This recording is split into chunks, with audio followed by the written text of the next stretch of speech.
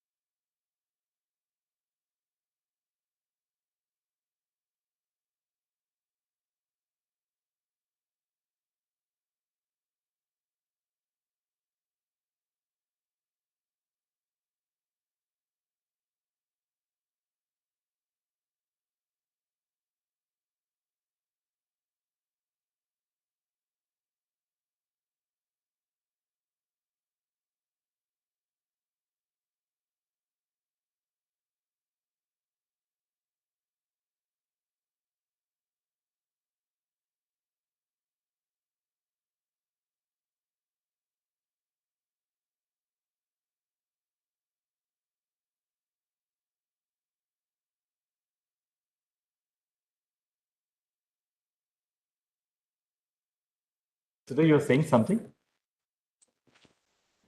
Yes, ma'am. You're saying something, I missed. Yes, ma'am. I'm sorry. Lord, I was to start. Yes. But my learned friend, my lord, who was arguing on the last occasion, requested that he has few minutes to argue.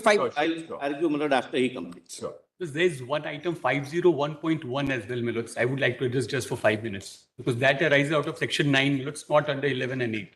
5. Please, my lord, before he commences, Mr. Sibbal had concluded his arguments on Thursday, Yes. seeking permission to file a note on arguments on his behalf. Yes, you can file that. Great. And you email a soft copy to the court master. Yes. Because I had submitted a note. You're in IA 58168. My lords. Yes, Ms. Monge. Because I've tried to deal the questions that have fallen for my lords in the last 2 dates. The first question that fell for my lords is how do you infer conduct under section 7? Where is the rule for conduct? My lords, in my humble submission is, my lords, that the provision of section 7 is pari materia to the New York Convention, Article 2.2. And generally, there's a handbook of judges, which International Council for Commercial Arbitration's guide to the interpretation of the New York Convention. You have made some submissions? Have you circulated? I'm just asking. Yes, Lord. I've circulated a note, my lords. What's under Written what? submission. Written submission. Pallav Mongia. The hard copies also. Yeah. So there's a handbook for judges.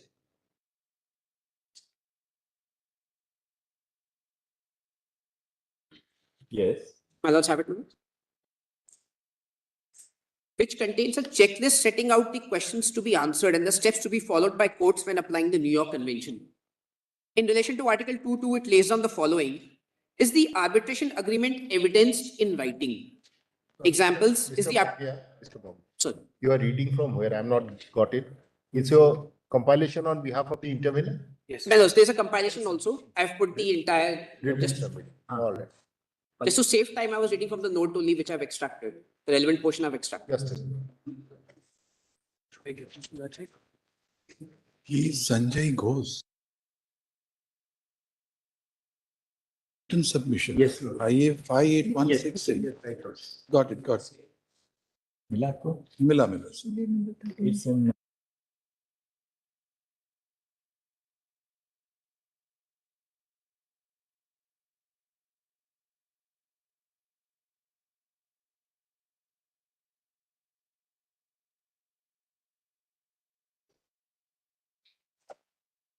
Correct. This one. Correct. Yes. My lords, this is International Council for Commercial Arbitration's guide to the interpretation of the New York Convention, para 2 in my note, my lords, where they've laid down a checklist setting out questions to be answered and steps to be followed by courts when applying the New York Convention. In relation to Article 2.2, it lays down the following, and the provisions are pari materia, Section 7 and Article 2.2. Is the arbitration agreement evidenced in writing? Examples, is the arbitration agreement incorporated by reference? Has the arbitration agreement been tacitly accepted? Similar is the position in UK law also. My humble submission is that the concept is not restricted to signatories, but it's open to interpretation. And that conduct has to be inferred from anything which is evidenced in writing. That is the test. So it excludes oral agreements. Orally, one can't come to court and say, look, there was an arbitration agreement. But as long as there's something evidence in writing from where one can infer the conduct, that will fit into the description section 7 laws. UK law 5. And UK law also, my lords, at section 5, subsection 4, an agreement is evidence in writing. If an agreement made otherwise than in writing is recorded by one of the parties or by a third party with the authority of the parties to the agreement.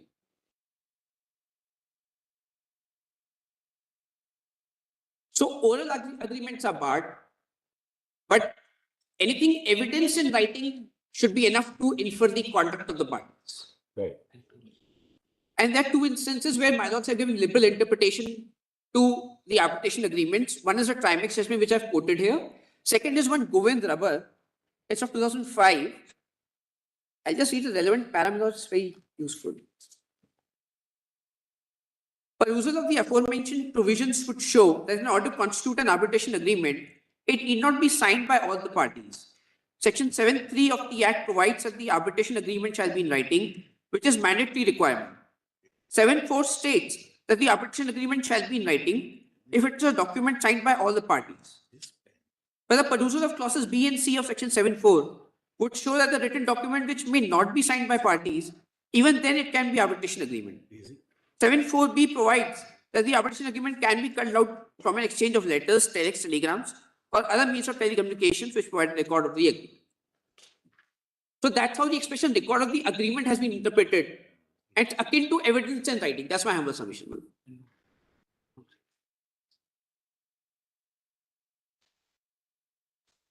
And that's how the concept of implied consent is also borrowed. Para 6 I've reproduced from Gary Bonmilot. The entire chapter is very interesting. I've reproduced the entire chapter in my compilation.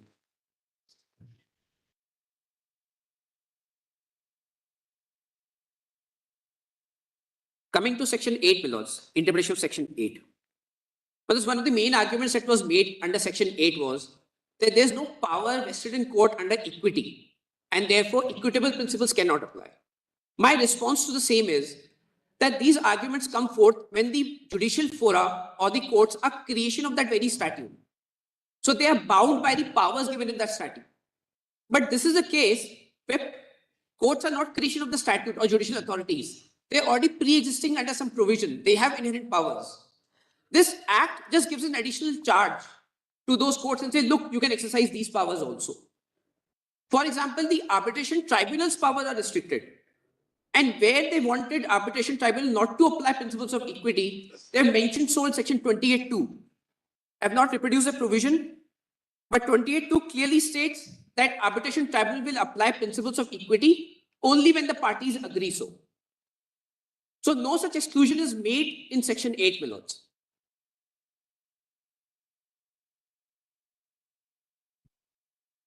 Thus, section 28.2 of the Arbitration Conciliation Act states that unless the parties expressly authorize the tribunal to decide ex equo et bono or as amiable compositor, the tribunal cannot decide on the principles of equity.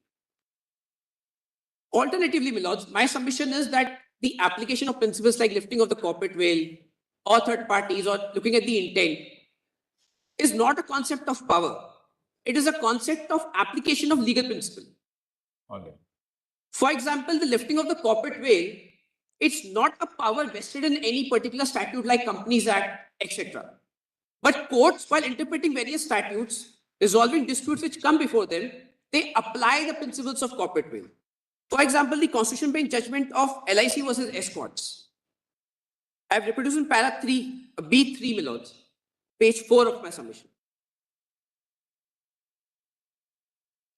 This is a case which pertained to FERA. And there was no express provision, unlike the taxation statutes, which specifically provide for lifting of the corporate veil. In FERA, there was no such provision. Yet, the court was called upon to lift the corporate veil and see who's the owner. Similarly, industrial disputes also. The tribunals specifically try to find out who's the employer. And for that, if they have to lift the corporate veil, they lift the corporate veil. If I may just read this para 90 from LIC versus escorts. It was emphasized that regard must be had to the substance and not the form of a transaction. Generally and broadly speaking, we may say that the corporate veil may be lifted where a statute itself contemplates lifting the veil, like a taxation statute, or fraud or improper conduct is intended to be prevented, or a taxing statute or a beneficent statute is sought to be evaded, or where associated companies are inextricably connected as to be, in reality, part of one concern. It is neither necessary nor desirable to enumerate the classes of cases where lifting the veil is permissible, since that must necessarily depend on the relevant statutory or other provisions, the object sought to be achieved, the impugned conduct, the involvement of the element of public interest, the effect of parties who may be affected, etc. So statutory power is not the test. The application of principle will happen if such situations were to arise before the court. Thank you. Then now we'll read the rest of the. Just one last submission, Milas. I'll just take 2 minutes. Milas, what I've also done is, Milas, I straight away have page 7 of my submission. I've put in a table where US courts have applied various principles to involve third parties in arbitrations. A submission was made previously, my lords, that US courts don't recognize group of companies doctrine. But that does not mean that they don't extend the jurisdiction to non-signatories. These are various instances where they have extended jurisdiction to non-signatories, my lords. One important is, my lords, CCL number 1, alter ego. Shapoorji Pallonji Company Private Limited versus Other India. There's a Delhi High Court judgment where they actually analyze the US law and says that, look, these principles are applicable in Indian jurisprudence as well. May I just direct my lord's attention to the compilation.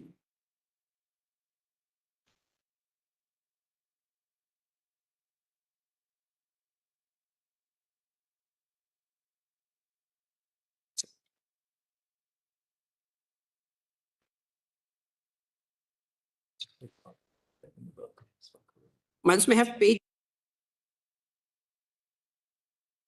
172 of my compilation.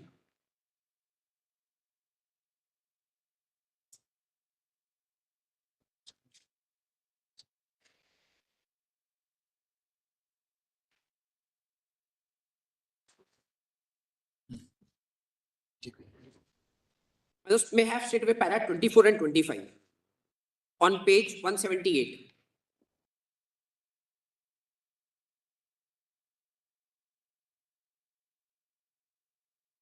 Maldos have it? Yes.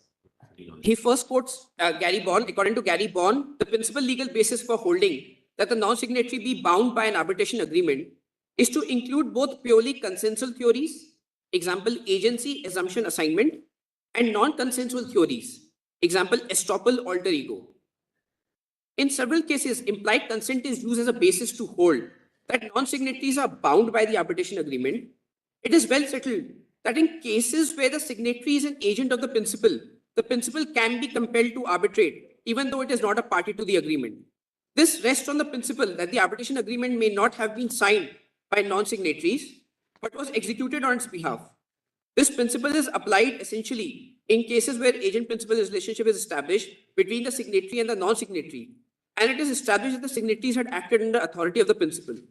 There are several cases where the courts have found the conduct of the signatory and its principal to be sufficient evidence of the relationship. And then they quote other instances where other principles apply. For example, the quotation para 26, where a party conducts itself as if it were a party to a commercial contract by playing a substantial role in negotiations and or performance of the contract, it must be held to have impliedly consented to be bound by the contract. And then they go on refer to other cases. Gary Bond is referred again, para 29. Para 31, there's an important quotation. The court observed to allow plaintiff to claim the benefit of a contract and simultaneously avoid its burdens would both disregard equity and contravene the purposes underlying enactment of the Arbitration Act. This is where the principle of equitable estoppel comes in. And in the next para 32, a non-signatory may be stopped from avoiding arbitration where it knowingly accepted the benefits of an agreement with an arbitration clause. The benefits must be direct, which is to say flowing directly from an agreement. And then they go on analyzing Dow Chemicals. I'm skipping all of that. I mean, also the US Supreme Court judgment is very important, para 37, where again they apply principles of equity estoppel. And then they repeat all the MTNL cases and all. And they conclude that they need not rely upon group of companies doctrine to reach their conclusion. There are other principles which are actually taken out of principles of contract, agency, and corporate law principles and equity to reach the same conclusion. My concluding submission is, my lords, that my lords are deciding the scope of group of companies doctrine, but my lords may consider that non-signatories should not be completely ousted from because of the ruling on group of companies doctrine. There are other tools available in the statute which permit application of addition of non-signatories to that. I'm highly obliged. Mr. Thank you, Ms. Mongia. It's 501.1, my lords, arises out of a section 9 petition. My lords. That is seal number. What's your I number? My lords, it's not an IA, my lords, it's 501.1. It's an SLP itself, my lords, which has been tagged with this matter. SLP number? It's SLP number 8607 of 2022. That's 501.1, my lords. Yes. But that is arising out of section 9, my lords, whereas the reference squarely is square section 8 and 11. So, my lords, that matter, my lords, should be detagged in my humble submission, my lords. Your matter. Yes, my lords, because that is specifically arising only under section 9. I matter. I am the petitioner in the matter. I'm preparing for the petitioner, Mr. Khambata. I appear for one of the respondents. One of the It's a respondents. little late in the day for my learned friend to get up at this stage and say, detag it. He's appearing for respondent 1 and 2. I do. Just that we are on this side of the table because the proposition that we advance is a proposition which is All right. distinct from the proposition. You're on only the other seeking side. leave to make submissions on law before your lordship. Yes, yes. There would be no foray into the facts at all. That's All right. right, we'll. Then, my lords, hear me for 5 minutes on section 9. Because, my lords, section 8 and 11. Let's hear them and then you can. Then I'll wait for me. All right. Yes, thank you. Wait, please, your lordship. Yes, Mr. Solicitor. Lord, I'll just, my lord, since now there is an addition of counsels, my lord, on this side, I'll also have to, my lord, compress the submission so that your lordships may at least, my lord, attempt to conclude on this today. Small.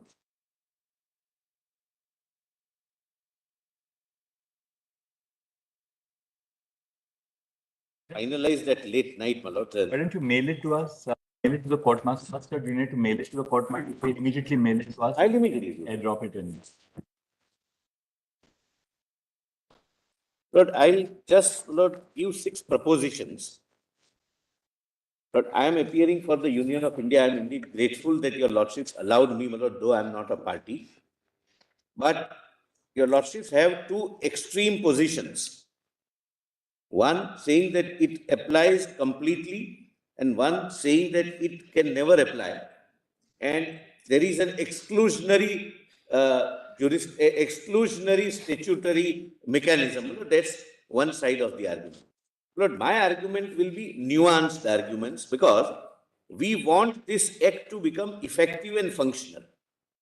And it does not become effective and functional if disputes are fragmented.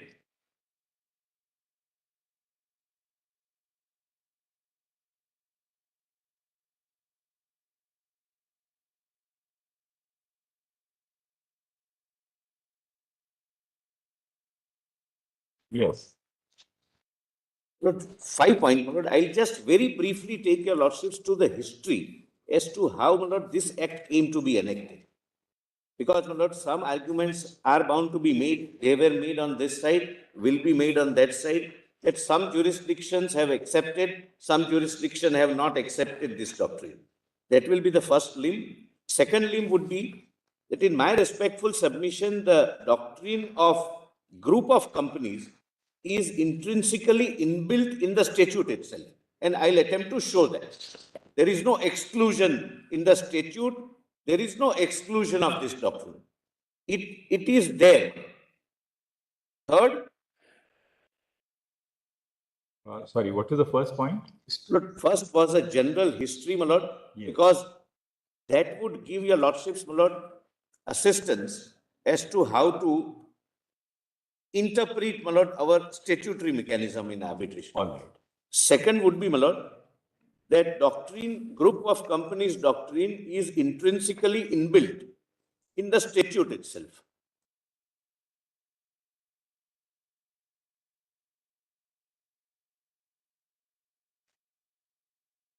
Yes.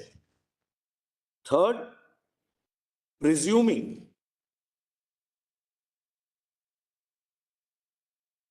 that the act excludes that doctrine or act does not at least include the doctrine. But my submission is going to be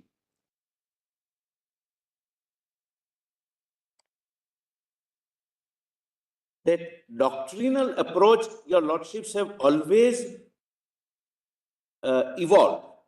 Everything is not to be found in the letter of law.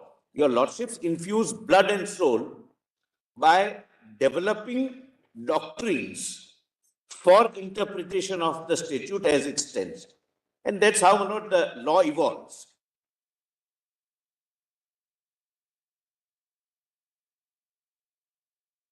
Fourth, my lord, how other jurisdictions have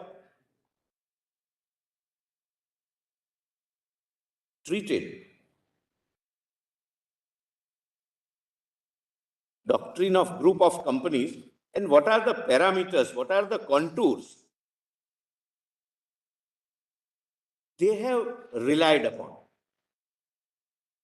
But ultimately, my lord, ultimately the bottom line of all these jurisdictions would be that your lordships may perhaps be able to lay down illustrative cases if your lordships accept the doctrine, but eventually it will be a case-specific determination if the doctrine is to be applied in our act.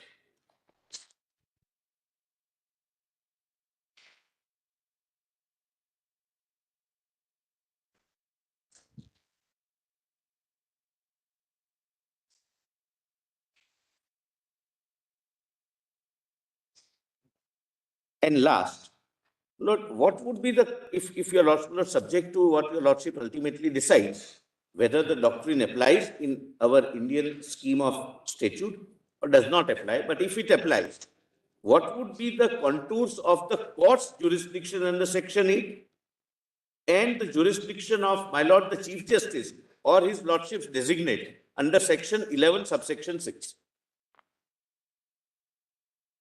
To what extent, my lord, the examination would be required at that stage?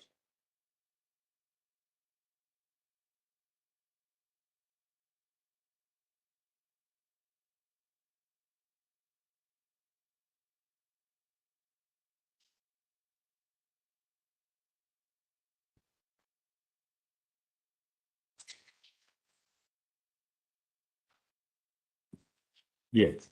Yes, my lord, since my lord, there are other, my learned friends are also, my lord, I'll compress it, and what may not be directly relevant, my lord, I'll point out briefly. Lord, first of all, so far as history is concerned, your lordships are aware, whatever is relevant for the present dispute. Lord, this alternative dispute mechanism concept started in 1923 with Vienna Convention. Geneva Convention, I'm sorry, Geneva Convention, 23 and 27. But it was too broad-based mechanism, and in fact, it was not a mechanism at all, which led to eventually New York Convention.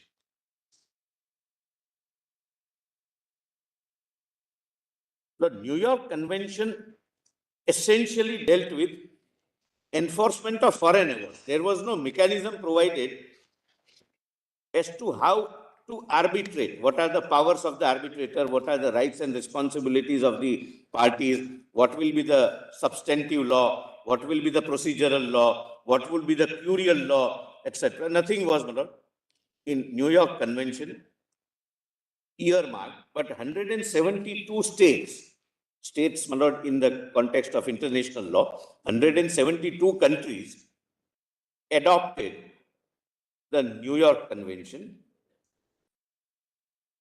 Lord, that a global need was found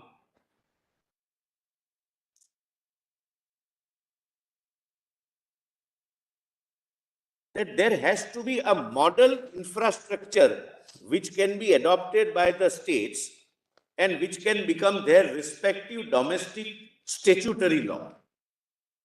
And there comes, my lord, unicitral model law. United Nations, my lord, prepared a model law in 1985, amended in 2006.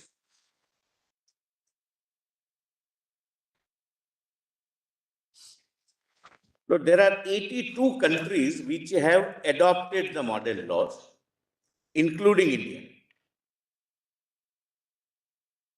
But why this is necessary? Broadly speaking, globally, there are two bifurcations or two divisions. One, who have their domestic law in tune with or in conformity with unicitral model law.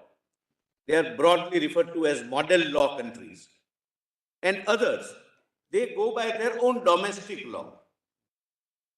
They have their own laws, may or may not be in conformity with unicitral law. Even if it is in conformity, it's not because they have adopted or assented to or become a signatory. They have picked up some issues. So there are two broad classifications of the countries. Now, my lord, I come to the main issue, Lord, my respectful submission and the first submission, that this doctrine is inbuilt in the statute itself.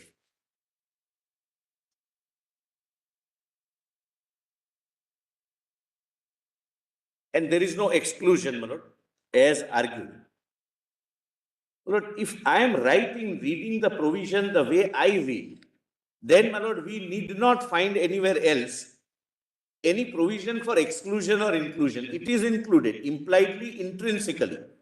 Lord, kindly, therefore, on this point, come to page 2. I have quoted, my lord, some of the provisions to, my lord, make myself, my lord, more clear. As pointed out above, the Act uses certain terms, expressions, and phrases very broadly so as to not reflect the scope of alternative dispute redressal mechanism in minimum category of cases only. By way of an example, the term international commercial arbitration as defined under section 2(1)(f) broadly takes within its wide sweep all arbitration relating to, please mark this, my lord, something would turn on this, my lord, therefore I have underlined it, dispute arising out of legal relationship, whether contractual or not. Lord, very widely worded term, any kind of relationship,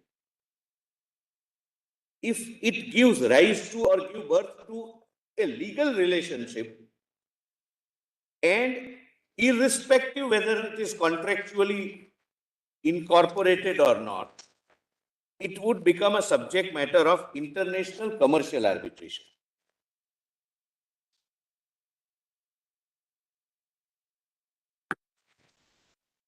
So now, Lord, why I pointed out the unicitral model law which we have adopted. Unicitral model law essentially dealt with and deals with international commercial arbitration. The respectful submission is the commercial element of any dispute or a business sense element of any dispute is implicit, it's intrinsic in our act also. Though our act is not restricted to commercial disputes, there can be other disputes as well.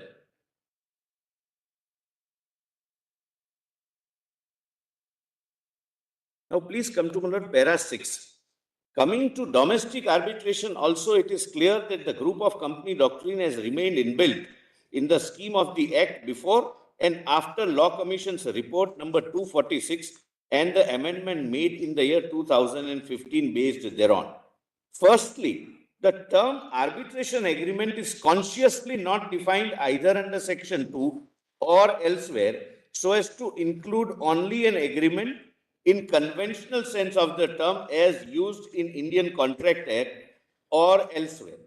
the legislature has very consciously avoided a restrictive definition which gives a conventional meaning to the term agreement, that is, a document executed by the parties at the foot of which the parties would put their signatures. Lord, nothing prevented the legislature from saying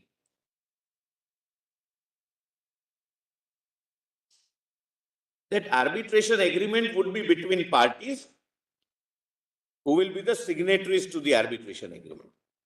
The definition says this one. And in my respectful submission, it reflects the legislative intent. Arbitration agreement means an agreement referred to in section 7. Am I with your lordship? Yes. At this stage, for the present purpose, the definition of the term parties as used in section 2H needs to be examined. Section 2H reads as under, party means a party to an arbitration agreement. So agreement is not defined. Agreement means whatever takes color of an agreement under section 7. And the party is also not defined except to say that whoever falls within 7 will be a party for the purpose of this act. On true, meaningful and purposive interpretation of the act, that is speedy, less time consuming, comprehensive, unfragmented and effective resolution of all disputes, it becomes clear that section 7 itself statutorily recognized group of companies doctrine. The key word in my respectful submission is unfragmented dispute resolution. I have a dispute with A, but B is also a part of that dispute. So don't fragment it merely by giving a restricting meaning that I will have relationship with A and therefore arbitration between me and A, but for B I have to file a suit. That's not the intent. Now please see, my lord, the definition of the arbitration agreement. Lord, I have quoted section 7. In this part, arbitration agreement means an agreement by the parties to submit to arbitration all or certain disputes which have arisen or which may arise between them in respect of a defined legal relationship, whether contractual or not. I would respectfully read, my lord, subsection 1 like this. Arbitration agreement is an agreement made by the parties when you can show that there is a defined relationship. It need not have contractual foundation. Then it would be an arbitration agreement. Not necessarily between A and B, not necessarily having a contract between A and B, reduced as a contract between A and B, not in the conventional sense of the term agreement as used in the contract act. Now, your lordships can do. An arbitration agreement may be in the form of an arbitration clause in a contract or in the form of a separate agreement. Well, we are not concerned for this matter. 3, an arbitration agreement shall be in writing. Mr. Sybil laid emphasis on this, my lord, and read 4A with that. It will have to be in writing. And it is so. I can't dispute that. Now, please see 4A. An arbitration agreement is in writing if it is contained in a document signed by the parties. This is the first kind of arbitration agreement. This is not the only kind of arbitration agreement. If it is signed by the parties, then it is an arbitration agreement. But B, Lord, if the legislature would have stopped at 4A, possibly the restrictive meaning was possible. That it has to be signed by the parties, it should be in writing, and that document only creates a legal relationship, defined legal relationship. But please come to B. Now there is no, my lord, arbitration agreement as contemplated under 7.4a. An exchange of letters, telex, telegrams, or other means of telecommunication, including communication through electronic means, which provide a record of the agreement. Please, my lord, mark which provide a record of the agreement. Lord, in my respect, Record of the agreement would mean from which you can deduce the essential terms of the. I am obliged, my lords. I could not have put it that succinctly. My respectful submission is the record of the agreement means any act of agreeing to certain things, not agreement in the conventional sense. So, my lord, if there is an exchange of correspondence between A, B, and C, the contract may be between A and B, but the correspondence reflects that C also understood the contract to mean that he will also perform some part of the contract. And I'll show, my lord, how such instances have happened. I'll show very, very briefly. But suppose back-to-back contracts, that during the correspondence between us, I say that I'll supply to Mr. Khambata and Mr. Khambata will in turn supply to Mr. Nakul Dev. The arbitration may be between the two, the agreement between the two of them. But during the correspondence, it comes out that I have also agreed to certain things to be done in a certain way. Then, not merely because I am not a party to the arbitration agreement or arbitration clause, if it is a separate agreement, but I cannot say that now I can't be joined in yours. Otherwise, my lord, the legislature would have used a very simple language. Arbitration agreement means an agreement between the parties to the dispute. And the parties would mean signatories to the agreement.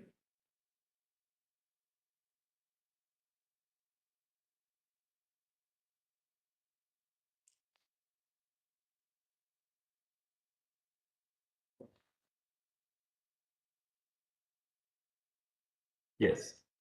So, my lord, my respectful submission is the term parties are not used in the same sense as we understand signatories.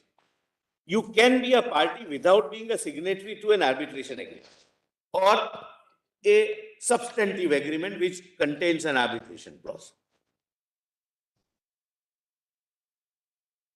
Now, my lord, kindly see page 4, para, at the foot, para 11. The concept of business prudence ingrained in section 2(1)(f) for international commercial arbitration is again inbuilt and ingrained in section 7. Section 7 neither restricts the term agreement to be one conventional document nor restricts it either document-wise or party-wise. It uses a broad expression defined relationship, whether contractual or not. This is clearly suggestive of the legislative intent that any kind of legal relationship, even if it is not contractual, that is, there is no contract between the entity, my lord. I am not using the word party or signatory. Between the entity whose actions or participation results in a defined relationship can form the subject matter of an arbitration agreement. That's why this wide definition consciously chosen. 12, my lord, I have already pointed out. 13. Section 7(4) mandates an arbitration agreement to be in writing. The conventional agreement which comes to one's mind, that is a written document describing inter se rights and liabilities between the signatories to the document, bearing the signature of such contracting parties in such agreement, is placed in section 7(4)(a) as a separate and distinct category. Now, next, the said agreement contemplated under 7(4)(a) is, however, not restrictive, but will be guided by 7(1). So, my lord, there can be, my lord, kindly pause here for a minute. There can be an agreement which is under 4(a), document signed by the parties. I'm sorry, 7(4)(a), which is a document signed by the parties, but it will have to be examined under 7(1), because it can be an agreement where it clearly comes out a defined relationship which may not be contractual under this agreement. Lord, I hope, my lord, I am able to make myself clear. My lord, continuously, my lord, I am saying, my lord, in their contract, Mr. Khambata and Mr. Devan's contract, they continuously refer that the goods will be supplied by Mr. Mehta. I am not, my lord, a document signed by the parties. I am not a signatory to that document.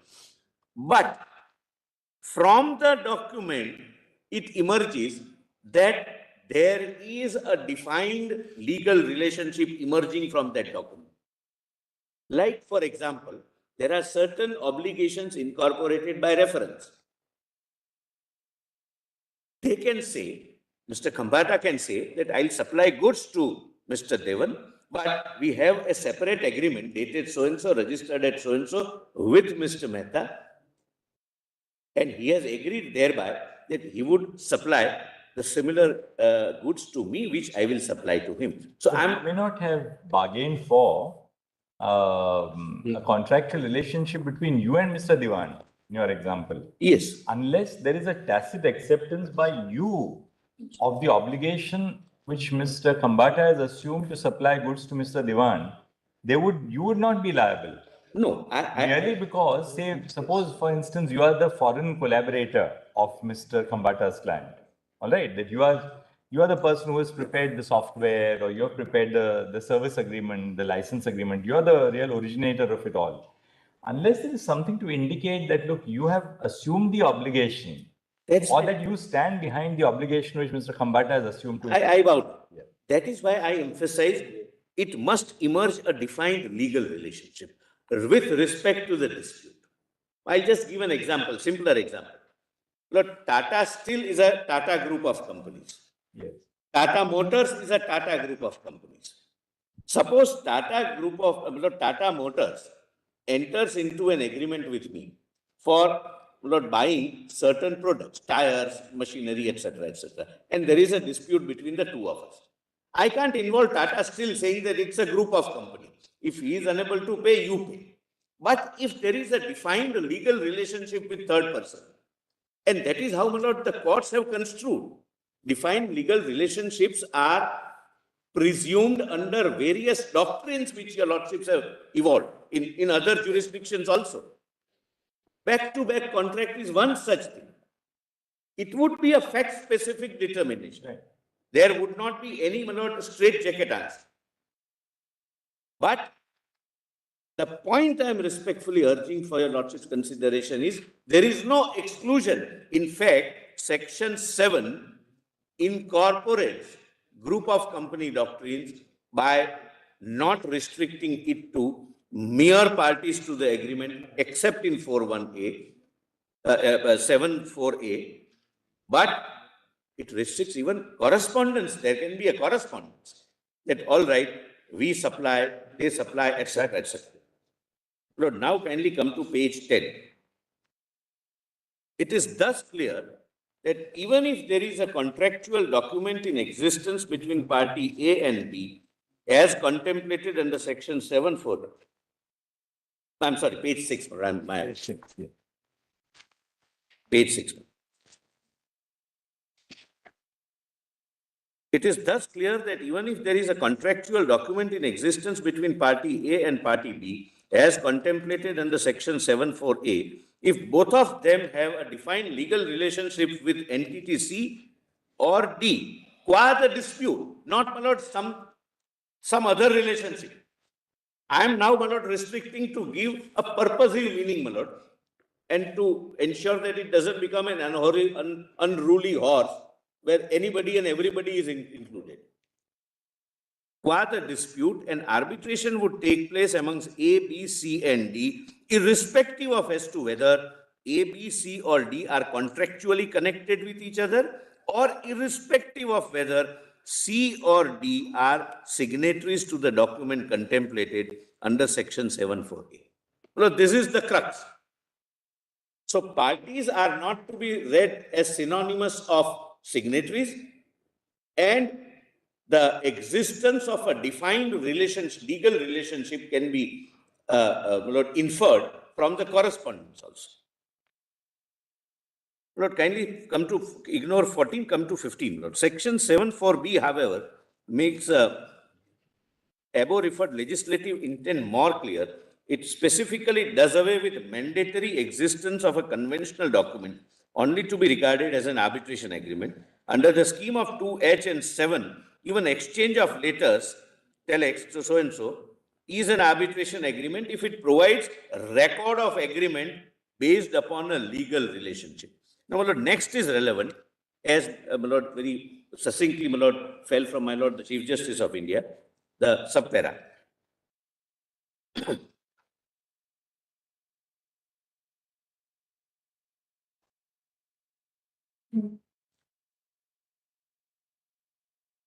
Yes. Subpara. In other words, the term agreement, except as used in section 74A, that is document signed by the parties, is used not in the conventional sense of a document of agreement with signatories, but as an act of agreement. This is, my lord, the heart and soul of section 7. Whether contractual, not contractual, if it gives rise to a defined legal relationship and there is a reflection of some act by even non-signatory agreeing to something by each and every mode, whether contractual or not, and may be between more parties if all of them constitute a legal relationship in a transaction. This is how, my lord, the letter of section 7 will be infused with spirit and blood by your lordships by interpretation. No, Mr. Mehta, My lords. see, the contract, the correspondence between A and B, and what they decide is, it is the C who will supply. But C is not a signatory, the example that you have taken. Now, unless there is a conduct in furtherance of the contract between A and B by C,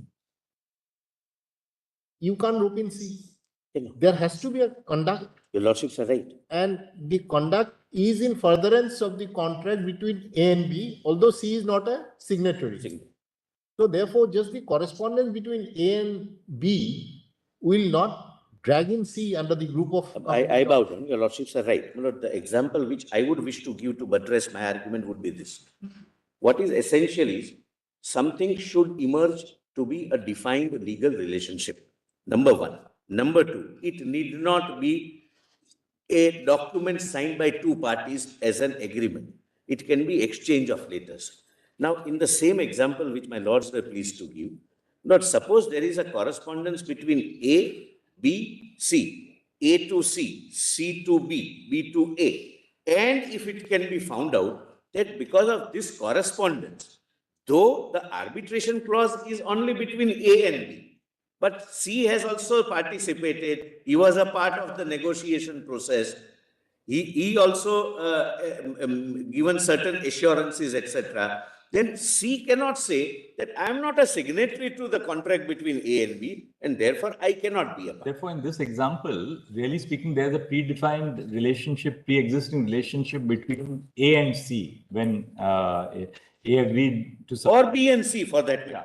A, B and C, Mr. You are A or you are C. Mr. Kambata is A and Mr. Diwan is B. Correct. So when A agreed to supply goods to B, and there is obviously in your example, there is exchange of correspondence, there is an exchange of emails, there is an exchange of communication between C and A and B, and by which C also is intrinsically a part of either the negotiations or the performance or the execution of the contract. These cases may not be that difficult.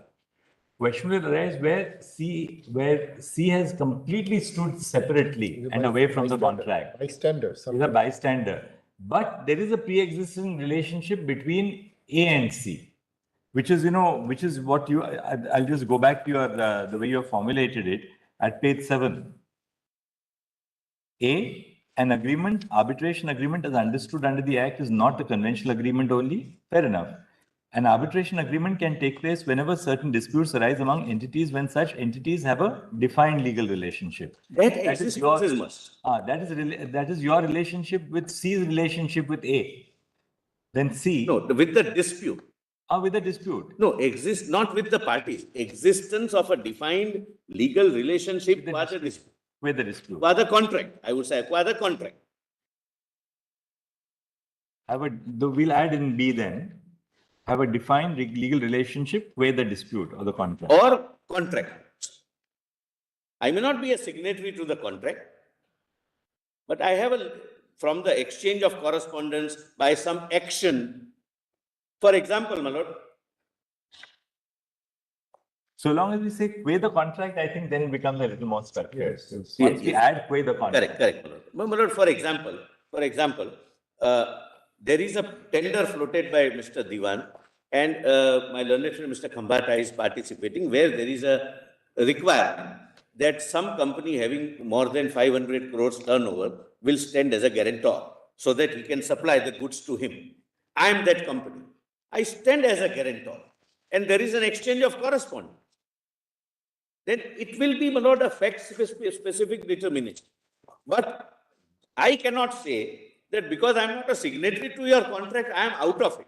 If there is a defined legal relationship emerging from our actions, because therefore the legislature says contractual or not, there can be a defined relationship without entering into a formal contract. So how does this relationship come in? By your agreeing to be the guarantor in the contract between A and B. So therefore you have entered into, or you have acted in a manner which has furthered the contract. So you can't be saying that I am a bystander there. In that. Therefore, you can't be saying in that case that, look, I'm not a formal party to the arbitration agreement, which was a contract between A and B, which contains the arbitration agreement. For example, there is a... Ultimately, Mr. Mehta, therefore, it boils down to how you will interpret that particular fact situation. Exactly. It will so really, it should not be laying down... Fact-specific determination. It should not be laying down extremely rigid or tightly controlled. Cannot be and should not be. My respectful support. So then it will be very dangerous. Yes.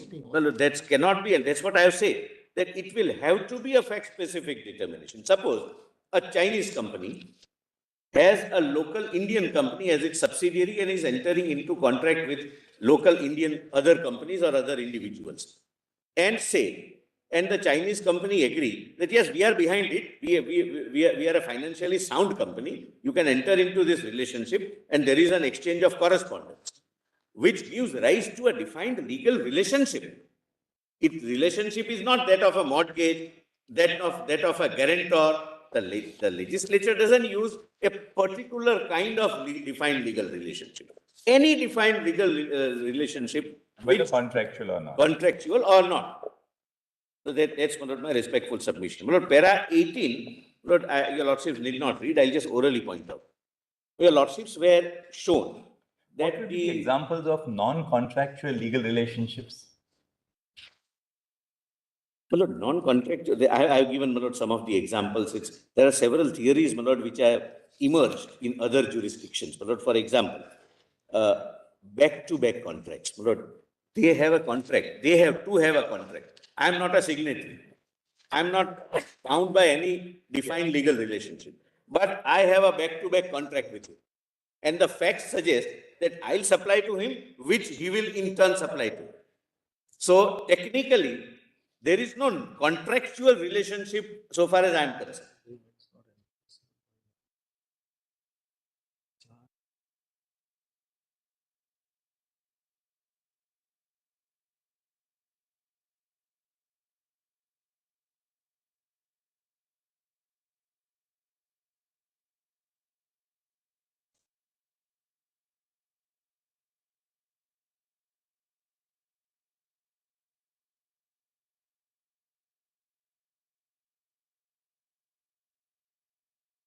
As far as Law Commission's report is concerned, what your lordships have seen. I'm sorry, the report. But Law Commission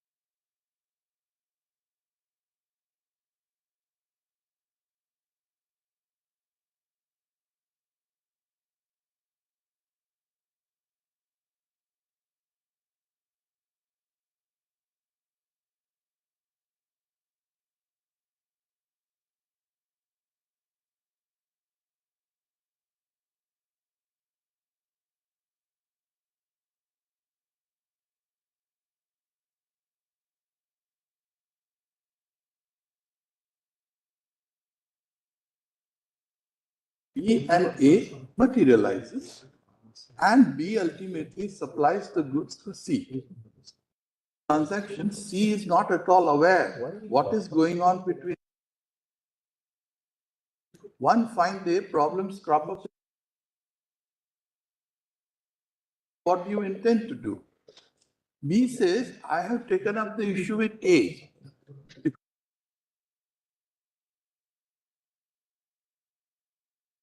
I have nothing, how am I concerned? Can C drag A into the arbitration? Cannot. And the reason is simple. There is no defined legal relationship which came into existence. So therefore, one or two instances, Mr. Kambata may also assist us. What could be a good example of a non-contractual legal relationship? Therefore, my lord, in this very example, my lord, I'll point out.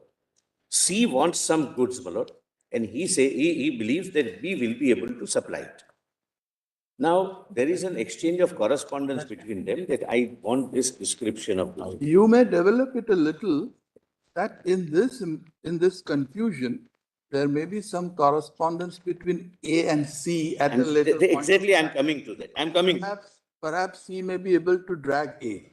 Correct. Exactly, that's what, my lord, in the example which your lordships have given, there does not come into existence any defined legal relationship between C and A. So, this doctrine cannot apply. But when C approaches B, that I want this particular description of goods, and only A will be able to supply because this category of goods or description of goods only he manufactures. You are the retailer or a wholesaler. B approaches A, and there is an exchange of correspondence between three of them. A says, yes, I am agreeable if you enter into a contract as per this schedule of distribution or this schedule of supply.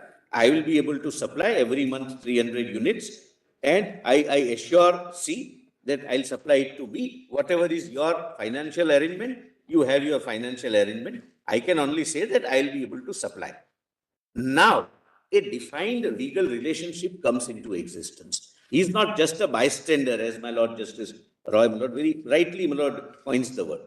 He is a party to the negotiation. The very fulcrum of the contract is based on his agreement. He is not a signatory in the contract between B and C. But if a dispute arises because of his failure of supply, then he can't run away from the responsibility only on the ground that he is not a signatory to B and C. That's, my lord, the contours of the law. So again, a fact situation.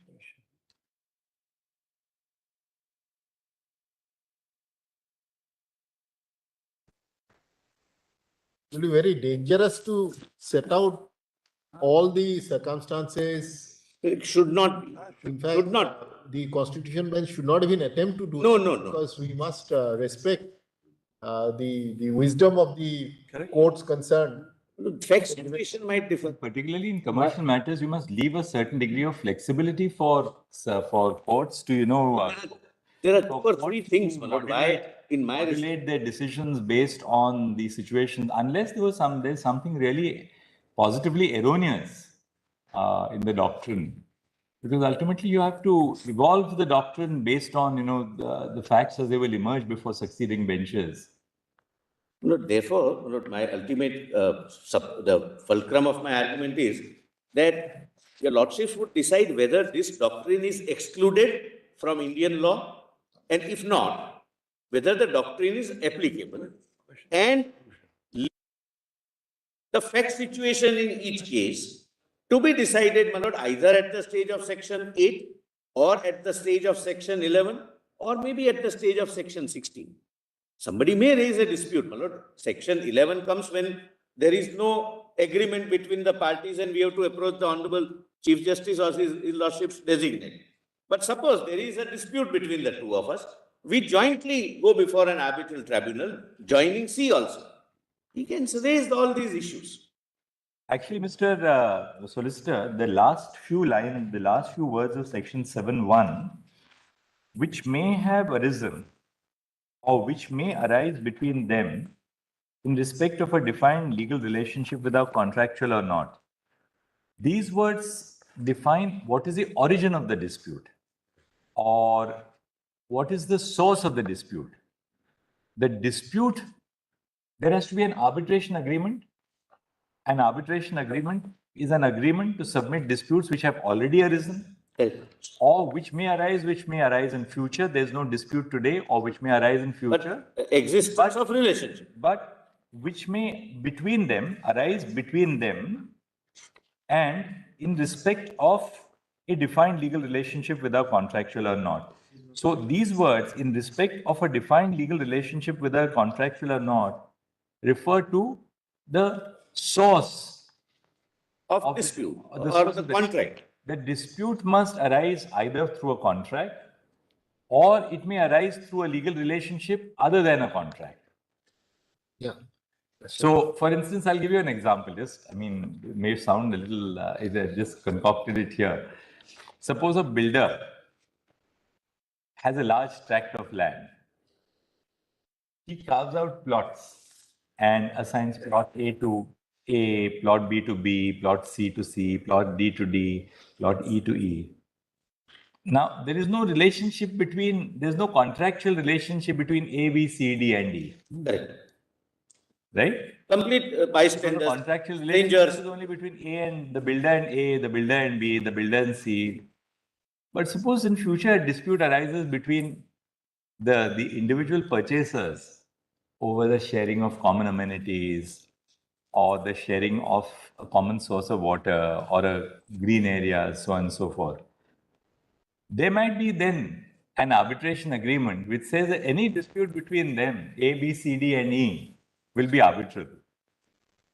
Because then there is no contractual relationship between A, B, C, D, and E unless they've entered into a cooperative society or a condominium.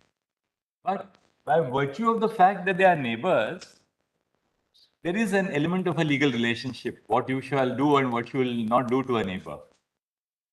Okay, so therefore that is a sort of a dispute which may be an arbitrable dispute in the future. There is no contractual. But in this section 7 doesn't talk about arbitration contract. So it is talking about arbitration agreement. Agreement is defined under the Contract Act, where there is an offer and an acceptance. Contract is defined as an agreement which is enforceable in law. So there are two legal relationships. One is a legal relationship of a contract, another one is a legal relationship of an agreement. Contract Act contemplates entire regime with respect to how to enforce a contract and also how to enforce an agreement. So far as agreements are concerned, 68 onwards talk about certain relationships resembling those created by contracts. So therefore, those aspects which have not emerged into contracts can also be subject matter of an arbitration. So therefore, it's a holistic. Yes. An arbitration can be with respect to enforcement of contracts. It can be with respect to, that is more or less similar to specific performances. Correct. So which is also, though it's not a contract, nevertheless, it has come within the fold of an arbitration agreement. That is how it takes within. Yes. Now, apropos, to take it a little further, what Arbitration Act is talking about when it's speaking under Section 7 of arbitration agreement, there are three inviolables there. First and foremostly, written agreement is necessary, not contract, written agreement. Second is parties are necessary, but these two are not frozen.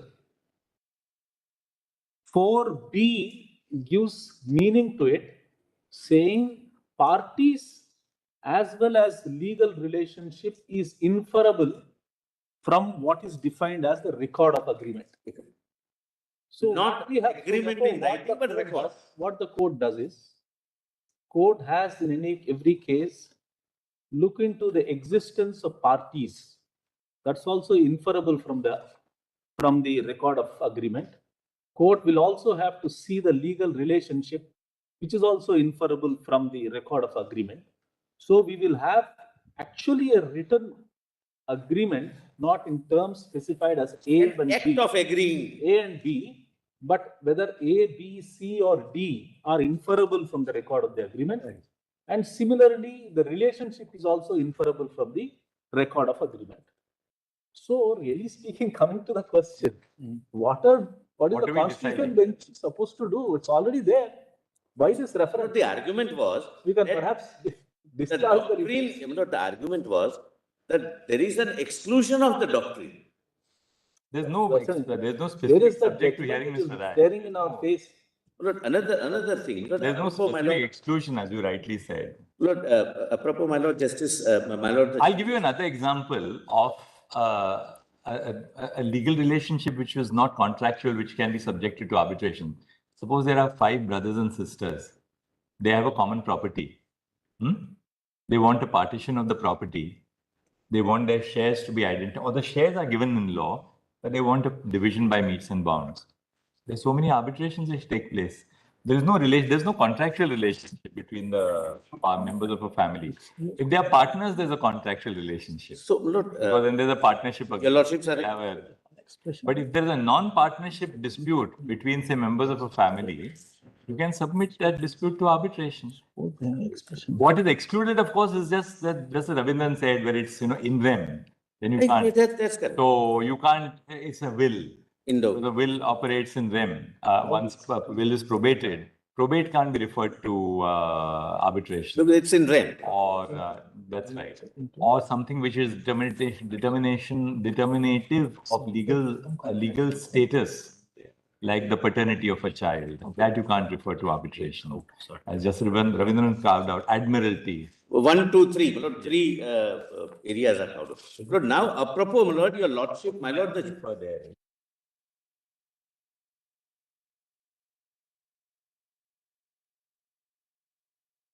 Therefore, when you agree to an arbitration, the dispute may not emanate from a contract at all. It may emanate entirely from an area other than a contract. That's right. Look, kindly, my lord, test your Lordship's example, my lord, again for 7-1. Again for 7-1, my lord. Kindly, I'm sorry. My lords are, Justice Narasimha. Nothing, sorry. No, I'll do that.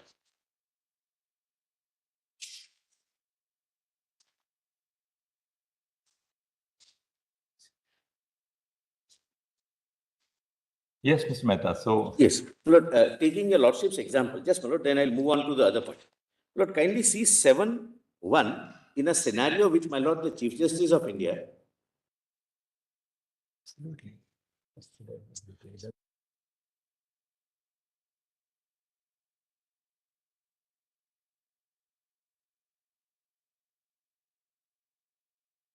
Matter of fact, discovery, chair, and etc. Your Lordships have examined the fact-specific situations. In fact, it never required a reference. I'll assist your Lordship. Kindly come to 7-1 again, my lord, in the context of your Lordship's illustration that a builder having a separate agreement contract with A, with separate with B, separate with C, and some dispute between A, B, C, D. Now, please see, it is in this part, arbitration agreement means an agreement by the parties. So, builder can't be roped in unless there is something to suggest that he also has acquired certain responsibilities. Way that dispute. And it should be resulting into some kind of a defined legal relationship, which may be contractual, which may not be contractual, which may be, my lord, arising in case of, my lord, illustration like this nature, my lord, easement. Whatever, my lord, I'm not giving examples. My lord, now I'll move forward. My lord, there was a reference that there is a Law Commission's report. Lord, 246th Law Commission report. I'll finish it in 5 minutes, this Law Commission report one. Lord, there was a suggestion. There were 2 suggestions. Lord, page 7. A. The Law Commission merely recommended amendment to section 21H, that is parties, and not to section 7 of the Act. In other words, even the Law Commission did not find that without amending both section 21H and 7, group of companies doctrine cannot be statutorily recognized. They never said that you amend section 7. B. The said definition was not required to be mandated as the suggested definition If read, my lord, your lordships can skip, my lord, I have reproduced and possibly somebody has read, my lord, 61 to 64 of Law Commission's report before your lordship. But see, when section 7 provides for a permissible dispute resolution, even amongst the third party, even if they are not contractually bound with each other, mere enlarging the scope of the term party to add person claiming through or under such party, that was the amendment suggested, may perhaps restrict the wider meaning of section 7. And therefore, my lord, maybe that is not accepted. Lord, I hope, Lord, I am able to make myself clear. Section 7 is very widely worded so as to include every kind of legal relationship if there is an agreement shown to exist, whether agreement is contractual, not contractual, irrespective of that. Now, if the definition of section 2(1)(h) is amended, it would restrict that either person claiming through him. So possibly that can be the reason it was not, my lord, amended. The officer of the law ministry is here, my lord, with the record. I don't want your lordship to see, but if your lordship wishes, I can place it, my lord, and your lordships can see them. I can show it to others. Is there anything specific in that? Lord, the only thing is, my lord, that there is a table. The Law Commission suggested several amendments. Left-hand side column mentions the suggested amendment. Right-hand side column mentions the response of the law ministry. On 2(1)(h), they say should be accepted.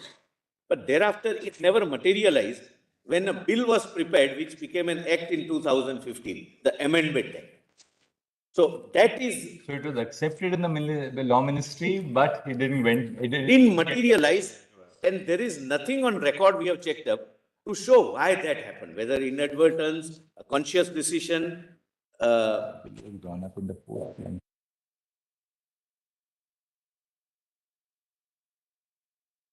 To explain that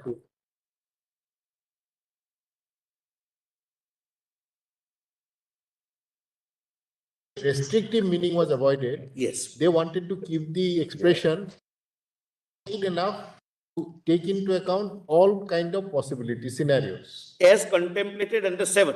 As contemplated under 7. Otherwise, that 7 is wide enough to take. 2(1)(h) as suggested to be amended may perhaps restrict 7. Because then it would be party. Party would mean either party himself or someone claiming through him. Then, even if there is a defined legal relationship emerging, even if an act of agreeing, without there being any formal agreement emerging. But the notes in the ministry do not suggest that consciously such a decision with this intent. It is not. I must frankly, my lord, admit it was just not gone through. Although it didn't go through, my lord, that's all. But I'll place, my lord, the file for your lordship's consideration. Lord, section 8, I don't wish to, my lord, dwell much. It merely gives an additional locus. Earlier, my lord, what used to happen, if contracting parties are before a civil court or any judicial forum, only the party can say that send us to arbitration or send them to arbitration. Now, my lord, even any other person claiming through or under him also can. It gives additional locus in section 8, nothing beyond it. My lord, it doesn't affect the applicability or otherwise of the group of companies doctrine. Yes. Lord, page 10, para 22, my lord, the heading, my lord, I'll not, my lord, dwell much, but my lord, I'll just orally point out in 2 sentences that the very object of the act is to ensure that dispute A is resolved fast. This second, it is not fragmented. If someone is really a part of a defined legal relationship, then I'll fight with A in an arbitration and I'll fight with C in a civil suit. That is avoided. So your lordships would avoid a meaning which defeats perhaps the intention of the legislature. Lord, now page 11. Lord, your lordships may not again read it. I'll just orally point out what my submission is. May I read, my lord? Or yes. Page 11. 11, para 28. Lord, the submission is that every jurisprudential doctrine may not have its foundation or basis in a statute, Lord, Lord, without reading it, I'll just orally point out what my respectful submission is. Lord, the legislature provides the letter of law. Yes. And your lordships, by judicial interpretation, infuse the spirit and blood in it. And that is, my lord, the doctrinal approach. Lord, for example, doctrine of estoppel, the doctrine of legitimate expectation, nowhere to be found in any statute. Promissory estoppel. Promissory estoppel, my lord. There are, my lord, the doctrine of piercing corporate veil. It's not part of any statute. Doctrine of proportionality. It's not a part of any statute that it has the punishment or act should be proportionate to what is being dealt with. Then doctrine of causes omissus. So, my lord, jurisprudence evolves once the letter of the law is interpreted by your lordships and your lordships infuses blood and soul in that letter of law provided. If it defeats the very intention of the act, my lord, it cannot be accepted. Suppose there would have been a doctrine in the arbitration context which would have defeated the very object of the act. Then your lordships may, in a 5-judge combination, say that no, this doctrine is not applicable. But it furthers, my lord, the object of the act. It supplements the intention of the legislature. Lord, now the question is, when there is statute, silence in the statute law, can the doctrinal approach be incorporated while dealing with that law? But to put it differently, when this was an argument, that when there is no reference to group of companies doctrine, can you read that into section 7 or any other provision merely as a doctrine which is evolved by judicial interpretation? Lord, there is a recent judgment of the United States, my lord, United States Supreme Court, my lord, and allow me to read that page 30 in arbitration. In arbitration, my lord. Lord, therefore, my lord, before I read it, my lord, please examine. There are several countries broadly classified as those who have adopted the model law of UNCITRAL, those who have not adopted the model law of UNCITRAL, but all have their domestic laws, maybe fully in conformity with UNCITRAL, maybe partly in conformity with UNCITRAL, maybe completely different from UNCITRAL. Whether they can use the doctrinal approach or not, as per their domestic policy. Suppose India is UNCITRAL compliant law.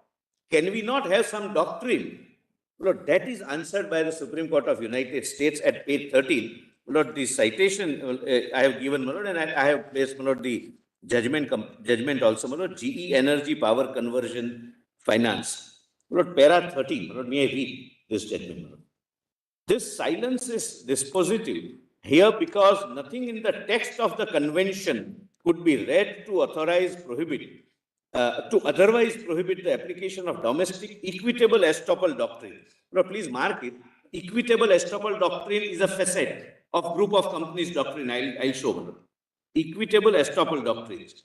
Because I will be stopped from saying something which I did, which resulted into a defined legal relationship.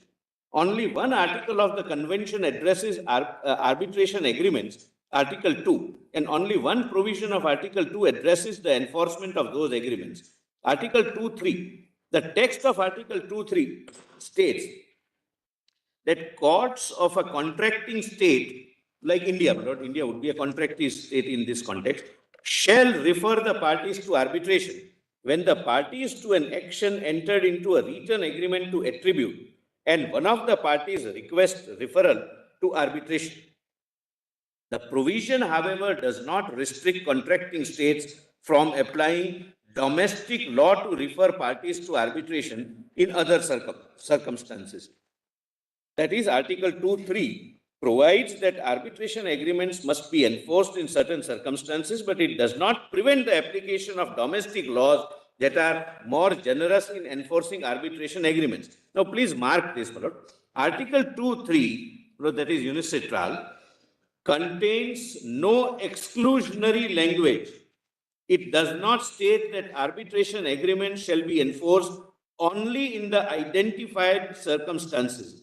Given that the convention was drafted against the backdrop of domestic law, it would be unnatural to read Article 22(3) to displace domestic doctrines in the absence of exclusionary clause. There has to be a statutory provision excluding the doctrine. In absence, doctrinal approach will be available to the courts while interpreting the arbitration agreement. This interpretation is especially appropriate in the context of Article 2. Far from displacing domestic law, the provision of Article 2 contemplates the use of domestic doctrines to fill the gaps in the convention. For example, Article 2(1) refers to disputes capable of settlement by arbitration, but it does not identify what disputes are arbitrable, leaving that matter to domestic law. Then, my lord, some judgment is cited. Similarly, Article 2(3) states that it does not apply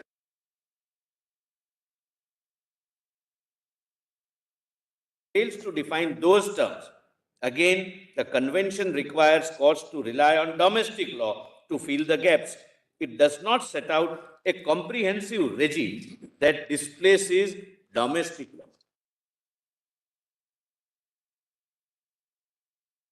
In sum, the only provision of the convention that addresses, dear lordships, can, my lord, lord,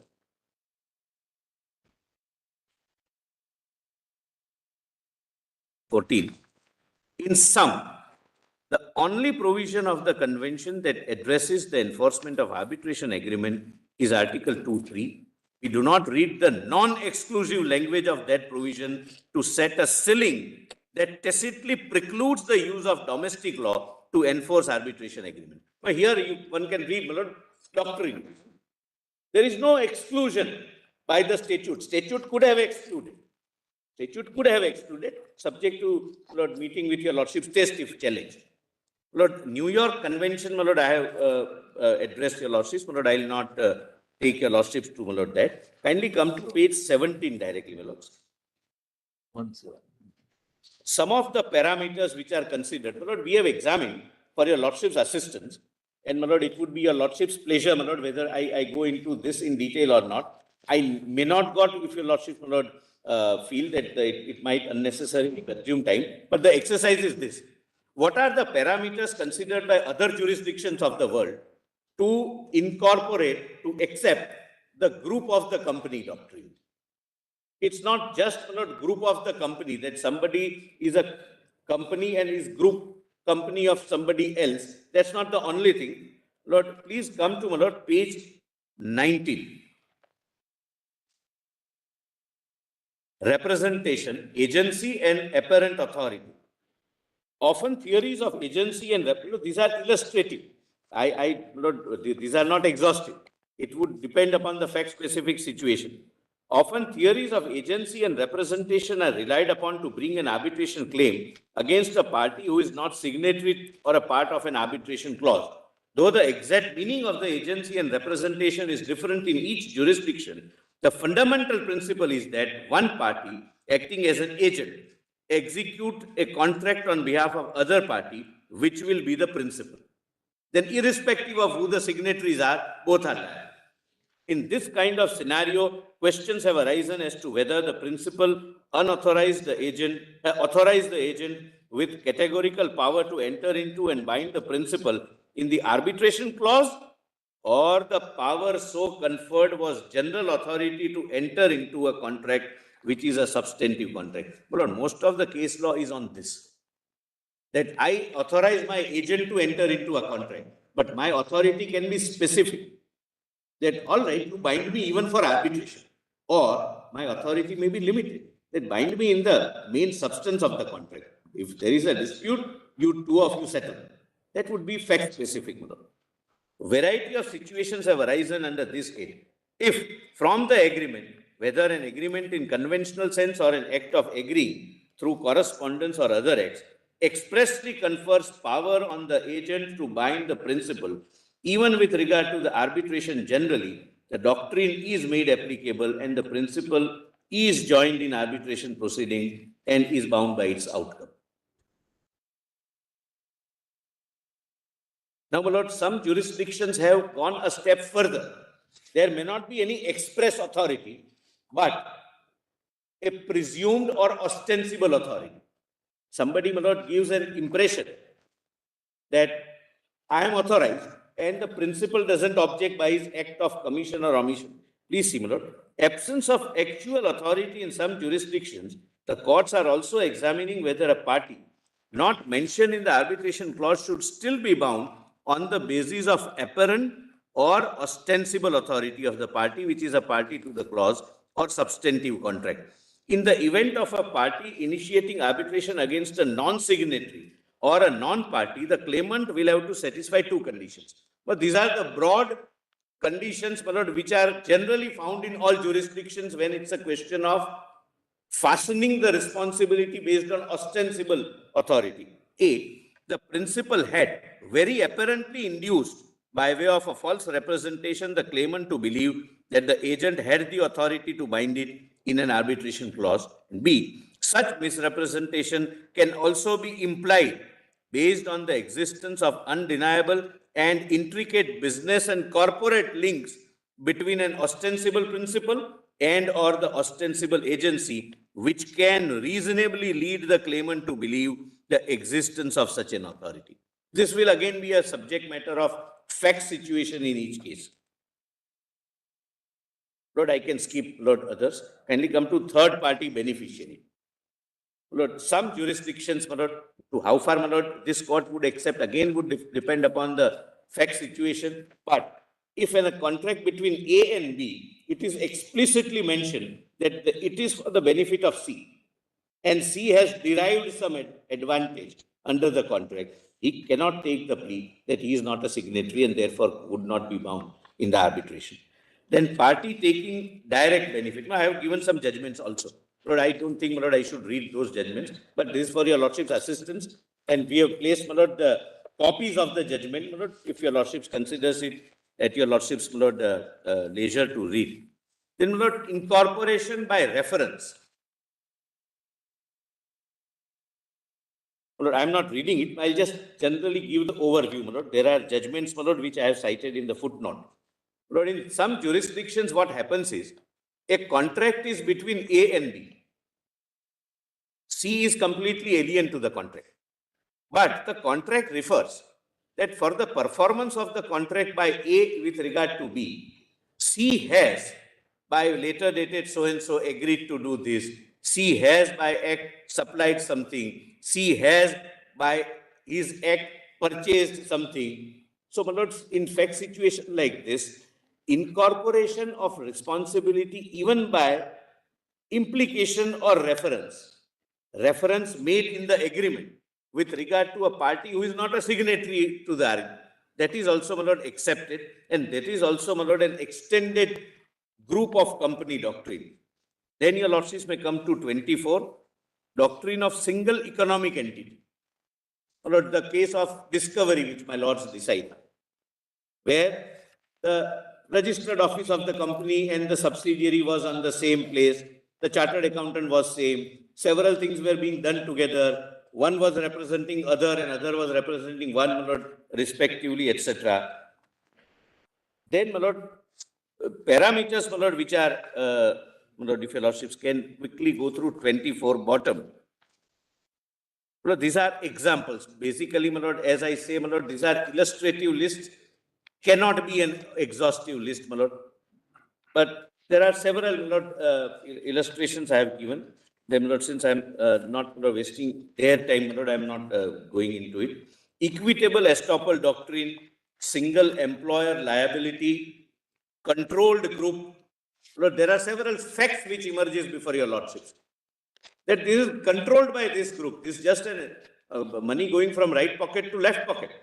Then also, my lord, it has done. Then economic realities tests. There are some judgments, my lord, on that, where group of company doctrine is applied, joint employer doctrine, etc.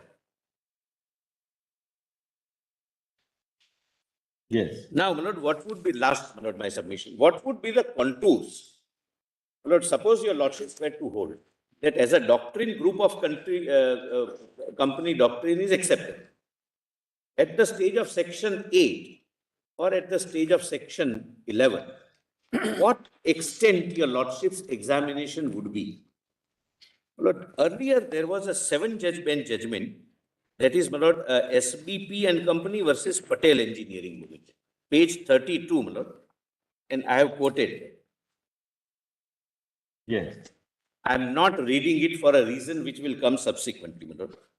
My lord, here it was, my lord, pre-amended situation. My lord, kindly, my lord, take this a little, my lord,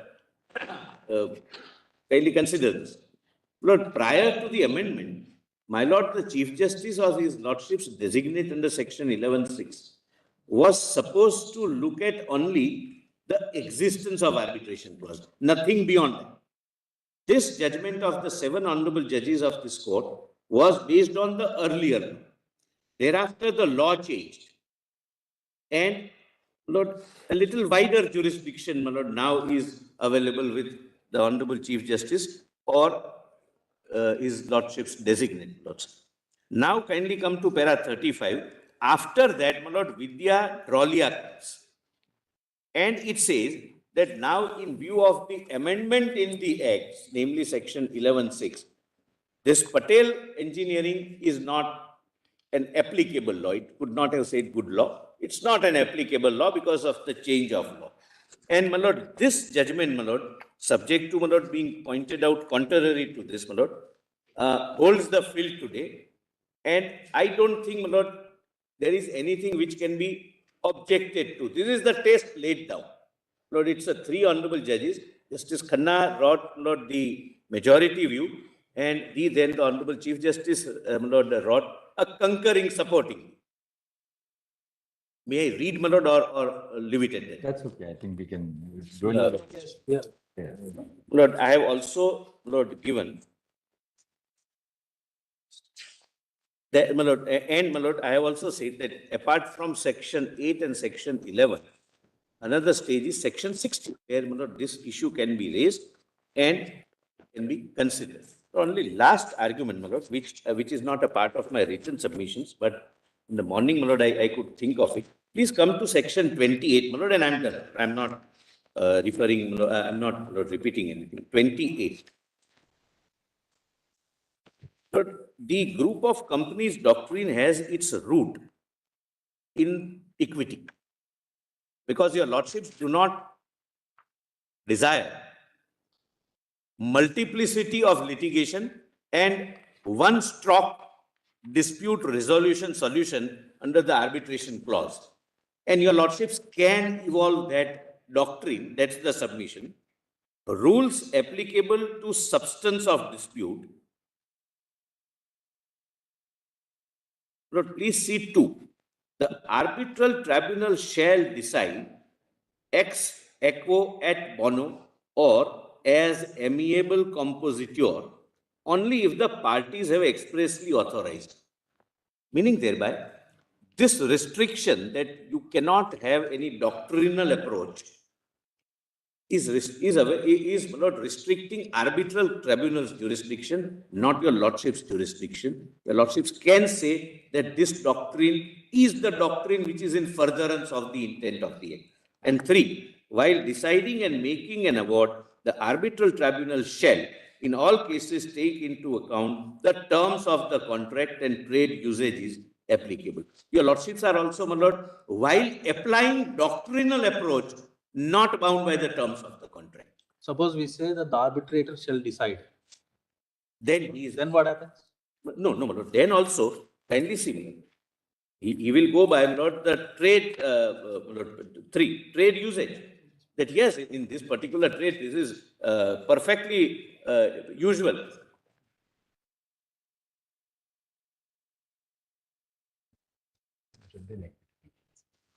Lord, really speaking, the tribunal would decide that issue, not under 28, but under 16. Under 16, whether there is an arbitration, whether we have the jurisdiction on the arbitral tribunal's jurisdiction. Here, the tribunal would be bound by a lordship's doctrine, because that's the judicially evolved doctrine, and not bound by the terms of the contract. Lord, these are my respectful submissions. Thank you, Mr. Solicitor. Lord, I have given, my lord, the judgments and, my lord, some which we found, my lord, to be useful and, Lord, assisting your lordships, which is already fine. I'm not reading it. Your lordships can, my lord, if your lordship feels, just glance through it. It would, my lord, assist the court, my lord, in arriving at it. Thank you, Mr. Solicitor. Lord, immensely grateful, my lord, for the Indian. Lord, would your lordship, my lord, I'll just place, my lord, that file. Sorry? The file of the law ministry, your lordship. Not necessary, I think. To them and thereafter. Not necessary. Please, your lordship.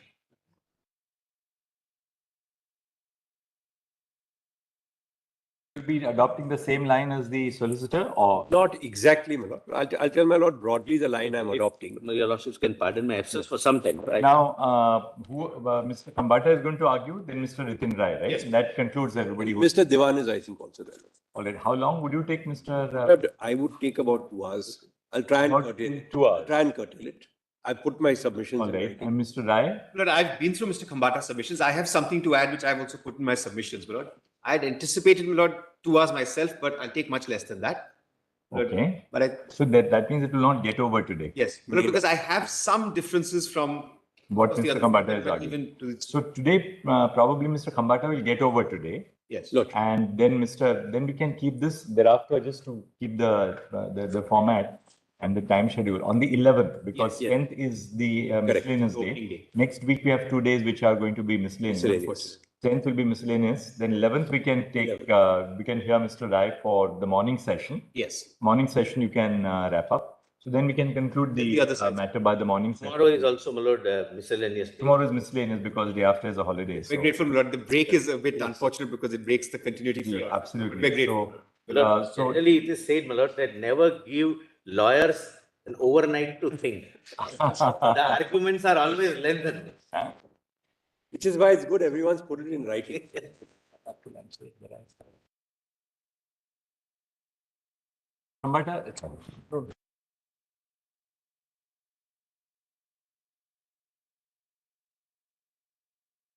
And you got your compilation and your written submissions also. We filed it. So then you can just take us to navigate us. I will do that. We'll come back at last.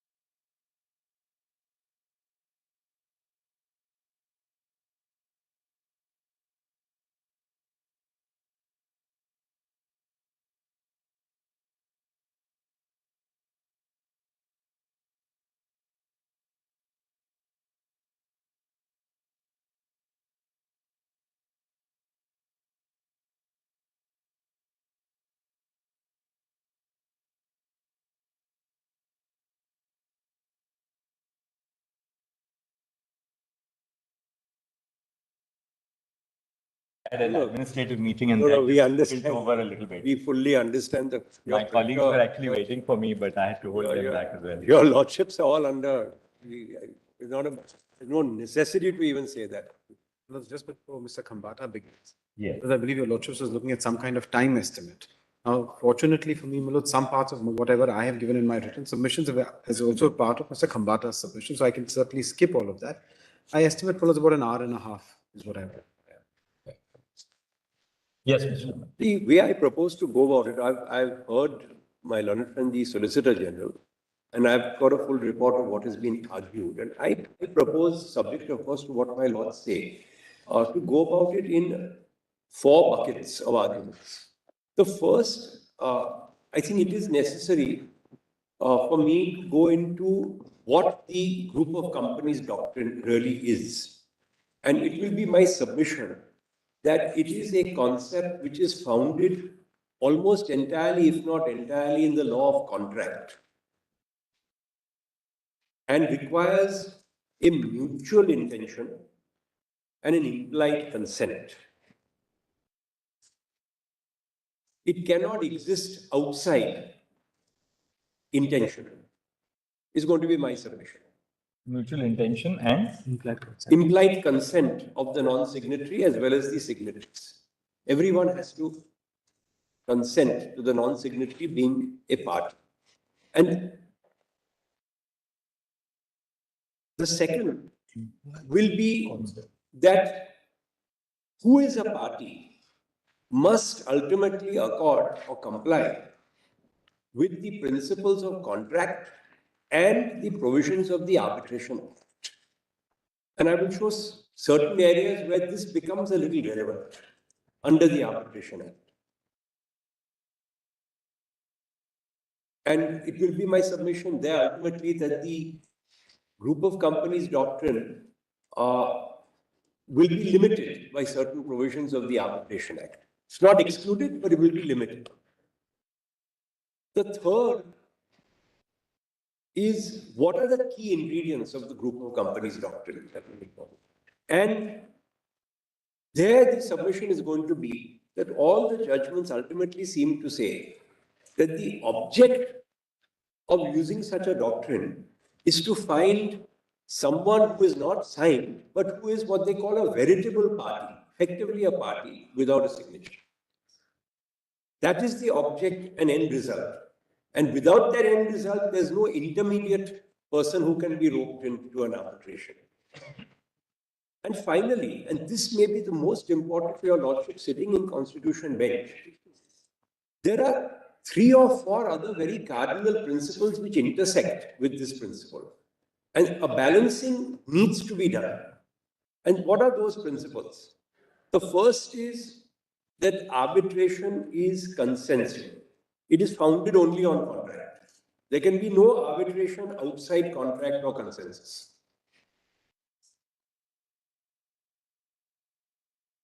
The second is the principle of party autonomy. That arbitration allows parties to decide whether they will arbitrate, and if so, what is the scope of the arbitration and who will be involved in the arbitration. So it is extraordinary. It's not that it can't be done, but it's extraordinary to bring in someone who the parties have not contemplated in the agreement. The third is that there are principles which exist in other branches of the law, which would also have to be balanced. For example, the principle which our Supreme Court has recognized in the Vodafone case, that groups of companies are entitled to structure themselves in a particular manner and hierarchy in order to protect themselves from liabilities and obligations. This is an accepted principle of corporate law. And how is that to then be balanced in a given case with the group of companies doctrine? The balance has to be struck so as not to destroy either one or the other of these principles. Now, in this regard, I want to get 3 or 4 things out of the way straight away. I fully accept that doctrinal concepts or considerations can always be introduced into the Arbitration Act. the doctrine of agency, doctrine of estoppel, doctrine of a group of companies. There's no bar to introducing any of these. And it can't be argued that because sections don't expressly provide for them, they can't be. That can never be in any common law statute. That can never be the position. The second, immediately, that a party need not be restricted to a signatory. That also is I think, fairly clear.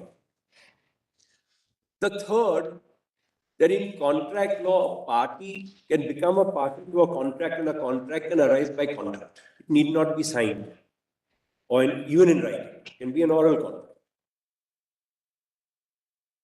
And lastly, that who can be made a party to an arbitration agreement will be governed by the Arbitration Act, by Part 1, as far as any India-seated arbitration, whether domestic or international commercial. And the solicitor showed us the recent American Supreme Court judgment, which says the same thing, that it's domestic law that will decide who is a party. So this is a very broad framework. And then, of course, I have reached conclusions in my submissions, which I commend to my lords. But I would first like to start with the genesis of the group of companies doctrine. Our Supreme Court, in at least 2, if not 3 judgments, has expressly said that this doctrine comes from an arbitral award. And that is the only reason I'm reading an award before my lords. Normally, one would never cite an award. But since the Supreme Court has recognized that the genesis of the doctrine is from this award, may I request my lords to see the Dow Chemicals award? The Dow Chemicals, right? I have filed a compilation which is serial number 11. My submissions are serial number 5, I'm told, in a listing for my lords. And serial number 11 is the compilation.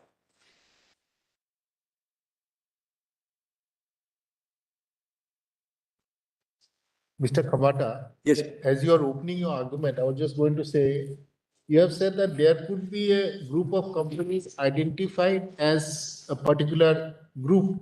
Yes. And you said that companies are entitled to protect themselves from liabilities. Yes.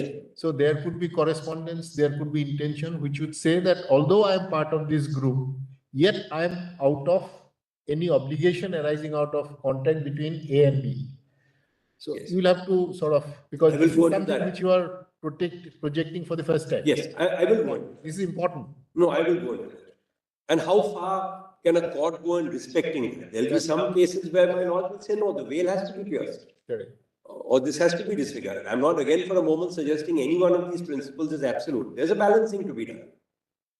But a balancing has to be done. And what really is happening today, and that is the reason why it's so important the Constitution Bench decides this, is perhaps not in the Supreme Court, but my lords, in the High Courts and in tribunals. The attempt now is to look at a group. If you have an arbitration agreement with one entity, you then look at the entity within that group, which is the most creditworthy or which has the most assets. And sometimes on the most peripheral connection, hardly a connection, certainly not a connection that will satisfy any of these tests, that party is roped into an arbitration in a non-consensual manner. And that is and using the chloro control principles. Sometimes, of course, disregarding them, but my lords are not concerned with the aberration. My lords are concerned with the principles.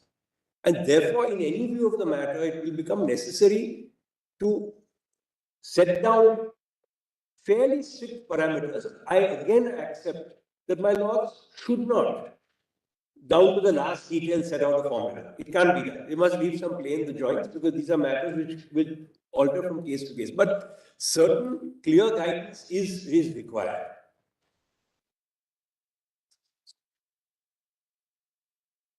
Yes. And I will of course come to Justice Roy's question when I'm conscious of that, of how that can be done. And I'll be placing the Vodafone decision before my lords, where this is expressly raised and decided. The Dow Chemicals case is page 1 of this compilation. Do my lords have it? Yes. Just the title first. There were 4 claimants. Dow Chemical France, Dow Chemical Company USA, Dow Chemical AG Swiss, Dow Chemical Europe Swiss. The defendant was ISO.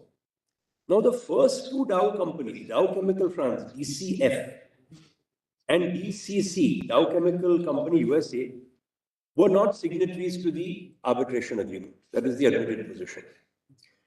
Dow Chemical Company USA was the ultimate holding company of this Dow group, which of course had many other companies in it, but these were the companies that were involved in this transaction. Claimants 3 and 4 were assignees of the original Dow company that had signed the agreement. And they were also subsidiaries of DCC, Dow Chemical USA. Initially, it was signed by Dow Chemical Venezuela, but it was assigned. So claimants 3 and 4 broadly were signatories to the agreement. In the sense that they were assignees, they were claiming through or under, they were not in this broader concept of group of companies. The first two Dow companies, DCF and DCC, actually intervened and made claims in the arbitration against Isova, saying we are also entitled to make claims. This was a case of a non-signatory trying to join an arbitration and make a claim. And obviously, Isova was, because of jurisdictional objection, saying they have no right, they are not signatories to the arbitration agreement. In that context, my lords, kindly turn to page 2. And unfortunately, these are only extracts. We couldn't get a complete report of the award. But all the authorities seem to suggest that these are the relevant extracts. The extract at page 2 on the top, on the sources of law that should apply. The first para, considering it is not disputed that the arbitration clauses relied upon by the claimants are contained in contracts that have been signed by neither DCF nor DCC, Dow Chemical USA, that these two companies nonetheless maintain that they may invoke them by reason both of the factual context of the conclusion and performance of the contracts and of the fact that these companies, along with the signatories of the contracts, are part of a group of which Dow Chemical USA is the parent company, the three others being its daughter and granddaughters, entirely controlled by the firm. That is one undisputed aspect. The next is 3 paras from the bottom of that page. The paragraph starting, considering that the tribunal shall accordingly determine the scope and effect of the arbitration clauses in question, and thereby reach its decision regarding jurisdiction by reference to the common intent of the parties to these proceedings, such as it appears from the circumstances that surround the conclusion and characterize the performance and later the termination of the contracts in which they appear. In doing so, the tribunal, following in particular French case law relating to international arbitration, should also take into account usages conforming to needs of international commerce, in particular in the presence of a group of companies. Turning to page 3, and this I'll read in somewhat greater detail. The tribunal, after accepting that the claimants were all part of a group of companies, then proceeds to discuss the involvement of each of these in the actual transaction. So para 2 at page 3, after a detailed analysis of the contract negotiations, the tribunal continued by considering A, the negotiation of the contracts, considering that in point of fact, DCF, Dow Chemical France, at the time of signature of the 1965 contract, as well as the negotiations which led to the 1968 contract, appeared to be at the center of the organization of the contractual relationship with the companies succeeded by the present defendant. Moreover, this relationship could not have been formed without the approval of the American parent company, which owned the trademarks under which the relevant products were to be marketed in France. So straight away you have a finding that DCF was at the center of the organization of the contractual relationship, and DCC owned the trademarks without which you could never have marketed those products in France. Then that this analysis reveals that neither the sellers nor the distributors attached the slightest importance to the choice of the company within the Dow group that would sign the contracts. It is significant to note that none of the documents produced contains any trace of a discussion on this subject. In reality, all the entities of the Dow group involved in distribution in France understood themselves to be contracting with the distributor or distributors in France, and likewise it was with the aggregate of these entities that the present defendant's predecessors understood themselves to be contracting. So everyone understood that all these companies were really contracting parties. Then be that is the time of negotiation, the entering into the contract. Then be the performance. Considering that, as has been mentioned above, the distribution agreement of 1965 as well as the one of 1968 designed first of all Dow France for delivery of the products to distributor.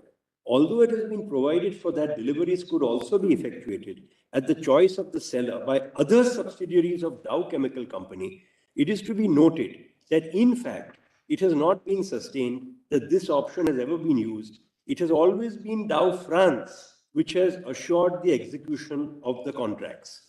Dow France, therefore, played in the execution of the contracts an equally preponderant role as it did in the establishment of the contractual relationship. So this non-signatory was the center of the negotiations and played an equally preponderant role in the execution of the contract. Considering, moreover, that for exercising its contractual activities, the distributor necessarily needed to make use of the trademarks belonging to the parent company, Dow Chemical Company, though no special license agreement appears to have been concluded. This situation shows the primary involvement of the parent company in the distribution agreements. The same significance can be attached to the clause, which has already been mentioned, and according to which deliveries could be made by any wholly owned subsidiary of Dow USA. The clause shows, in fact, that the parent company was the pivot of the contractual relationship finally established between certain entities of its group and the distributors. Then the third factor, termination of contracts. That it thus appears, as was the case with respect to the conclusion and performance of the distribution agreements, that Dow Chemical France played an essential role in the termination of the 68 contract, which had been substituted for the 65 contract, that all of these factors permit the conclusion that Dow Chemical France was a party to each of these contracts and consequently to the arbitration clauses they contain. So cumulatively, Dow France's involvement in being the center of the negotiations, being the person who actually assured execution of the contracts, and being the company that played an essential role in termination, altogether made it effectively a party, a veritable party. Similarly, the next paragraph, that the same conclusion should be reached with respect to Dow Chemical Company USA by reason of its ownership of the trademarks under which the products were marketed and its absolute control over those of its subsidiaries that were directly involved or could under the contracts have become involved in the conclusion, performance or termination of the litigious distribution agreements. I rely on this para because there's a finding of absolute control. In the Vodafone case, as your lordships have said, that even holding 100% of the shares of a subsidiary ipso facto doesn't lead to piercing of the veil. A legal control is required, something more than a persuasive position. So here there's a finding of absolute control. And then, considering that the defendant adopted the same position in its brief of so-and-so before Court of Appeal of Paris in support of its motion of compulsory joinder of Dow Chemical Company, that the defendant there in fact wrote as follows, where this is Isova, who was opposing the claimant. Whereas Dow Chemical Company, owner of the patents and organizer of the manufacturing and distribution of Roofmate, decided and conceived the modalities of the manufacturing and distribution of the said product, thus engaging its direct liability. So the parent company conceived of all this, the manufacture and the distribution, and therefore engaged in a direct liability. Next page. I'm sorry, the last sentence of the preceding page. Considering that in the circumstances of this case, the application of the arbitration clauses to Dow Chemical Company USA may also be justified, as we shall now show, by the fact that the contracts containing these clauses concern, in the context of a group of companies, a parent company and certain of its subsidiaries. The same fact would justify, if necessary, the application of the arbitration clause to Dow Chemical France, then group of companies. Considering that it is indisputable and is in fact not disputed that Dow Chemical Company USA has and exercises absolute control over its subsidiaries, having either signed the relevant contracts or, like Dow Chemical France, effectively and individually participated in their conclusion, performance and their termination. Considering that irrespective of distinct juridical entity of each of its members, a group of companies constitutes one and the same economic reality, of which the arbitral tribunal should take account when it rules on its own jurisdiction, subject to Article 13 of the ICC rules. Considering in particular that the arbitration clause expressly accepted by certain of the companies of the group should bind the other companies, which by virtue of their role in the conclusion, performance or termination of the contracts containing said clauses, and in accordance with the mutual intention of all parties to the proceedings, appear to have been veritable parties. This is an expression that comes from a veritable parties to these contracts, or to have been principally concerned by them and the disputes to which they may give rise. And then in the next few paras, they say that in fact, there were other awards also, where sometimes it was held that these companies in the group were bound, sometimes it was held they were not. And in one award, they noticed it was not, because there was not that level of involvement. And the last para on that same page, in so doing, the tribunal contradicts no principle nor any rule of international public policy, in particular that of the French legal system. The latter is not based on any principle, nor does it contain any rule of such a stature that would prohibit giving to an arbitration clause implicating companies that are legally distinct but form part of a group of companies the scope attributed to it by the present award. To the contrary, by taking into account, in reaching this result, the needs of international commerce to which the rules of international arbitration should be responsive, the tribunal follows the example of French case law, to which express reference was made in the report to the Prime Minister, etc. So the tribunal is very conscious that all this can be done within the matrix of the law, including French law, which govern who are going to be parties to that. Therefore, what does essentially this award do? It said parties who were not signatories, but who were centrally concerned with negotiation, performance, and termination. Parties who everyone considered were veritable parties. The non-signatories themselves considered themselves to be contracting parties. The signatories considered them to be contracting parties. They would be bound by an arbitration clause and could take advantage of it equally, both ways. Here they were trying to take advantage of it. And the signatory was saying, no, I never signed an arbitration agreement with. How can you let them come and make a claim against me? So the genesis of this doctrine is a mutual intention of all parties, signatories and non-signatories. A mutual intention of only signatories is not enough. An intention only of non-signatories is not enough. And this Honorable Court has followed these principles. I'll show that from chloro controls, etc. Now, it is therefore a theory based entirely on becoming a party to a contract, because an arbitration agreement is a contract, by mutual contractual consent. Everyone has consented by conduct. They've not written it, but by conduct and the way everyone has treated it. And then one of the parties can't back out of such a consent, which could be implied constructively from conduct. That is the limited, narrow area of this doctrine.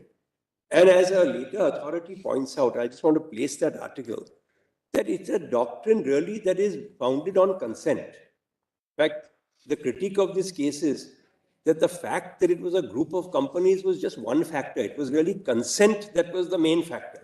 So though the theory is called group of companies doctrine, it's really based on consent and a mutual intention. And I just want to place that article because it's a very good analysis. Please treat it as my submission to your lordships, which is a Professor Hanishu's article found at page 152 of the same compilation. It's written recently on the 40th anniversary of the Dow Chemical Award. And I'll just point out a few passages. At page 153 of the compilation, the paragraph on the top, about halfway through that para. The para starts with as to the subjective scope of the arbitration agreements, but about halfway through, rather it found that the non-signatories appeared to be true parties to the contracts. It concluded that this was the intention of the parties, both of the claimants and of the companies which were eventually succeeded by the respondent. The arbitral tribunal followed a two-step approach to determine the subjective scope of the arbitration agreements. First, it analyzed the factual circumstances underpinning the negotiation, performance, running. The first paragraph. 53, the page begins with circumstances. I'm obliged. Then the next para is as to the subjective scope. Correct. So about halfway through that para, the word, a sentence starting with rather. Rather, it found that the non-signatories appeared to be the true parties to the contracts. It concluded this was the intention of the parties, both of claimants and of the companies which were eventually succeeded by the respondent. Arbitral tribunal followed a two-step approach to determine the subjective scope of the arbitration agreements. First, it analyzed the factual circumstances underpinning the negotiation, performance, and termination of the agreements. Second, it considered what bearing the circumstances that the companies belong to the same group should have in that context. Throughout both stages, the arbitral tribunal focused on the parties' intentions. While analyzing the circumstances of the case, the arbitral tribunal found that both non-signatories played an important role in the agreement's negotiation, performance, and termination. Then the one paragraph after that, starting, it was only after the arbitral tribunal reached the conclusion that the non-signatories were also parties to the agreements that it proceeded to the analysis of the impact that the existence of a corporate group might have upon the arbitration agreements.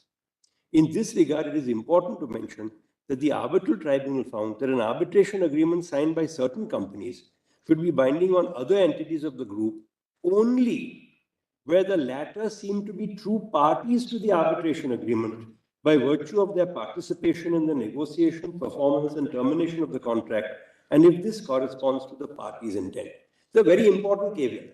So it's not that one can just see a group. For example, the Tata Group or the Birla Group.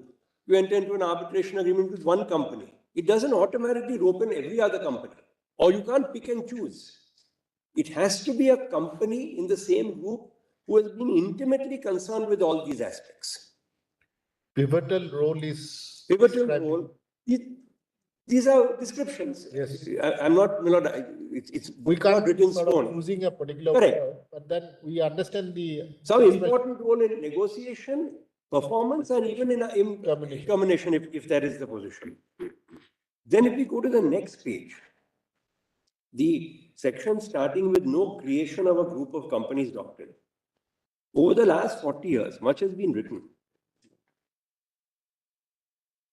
Over the last 40 years, much has been written about the so-called group of companies doctrine, a theory allegedly originated from Dow Chemical case used to bind third parties to an arbitration agreement.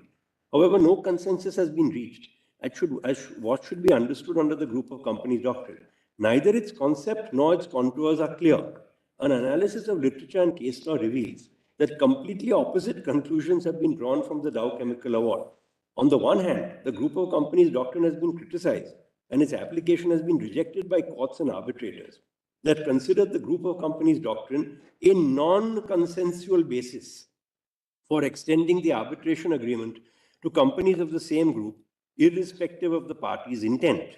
From this perspective, the theory would be a violation of the consensual nature of arbitration. On the other hand, some commentators take the view that consent is at the heart of the group of companies doctrine. They see in it a basis for finding implied consent based on objective patterns. In light of these conflicting views, the term group of companies doctrine is clearly ambiguous. Hence, it is not surprising that discussions regarding the existence and applicability of such theory quite often lack clarity. Not only equivocal, the group of companies doctrine is also a dispensable concept. The idea that the Dow Chemical Award created a non-consensual basis for extending the arbitration agreement is a misconception. As shown above, decisions rendered by Arbitral Tribunal and Paris Court of Appeal actually rely on consent. They did not give origin to a theory allowing the extension of the arbitration agreement beyond consent. And then the last two paras on that page. Furthermore, third last para, I'm sorry.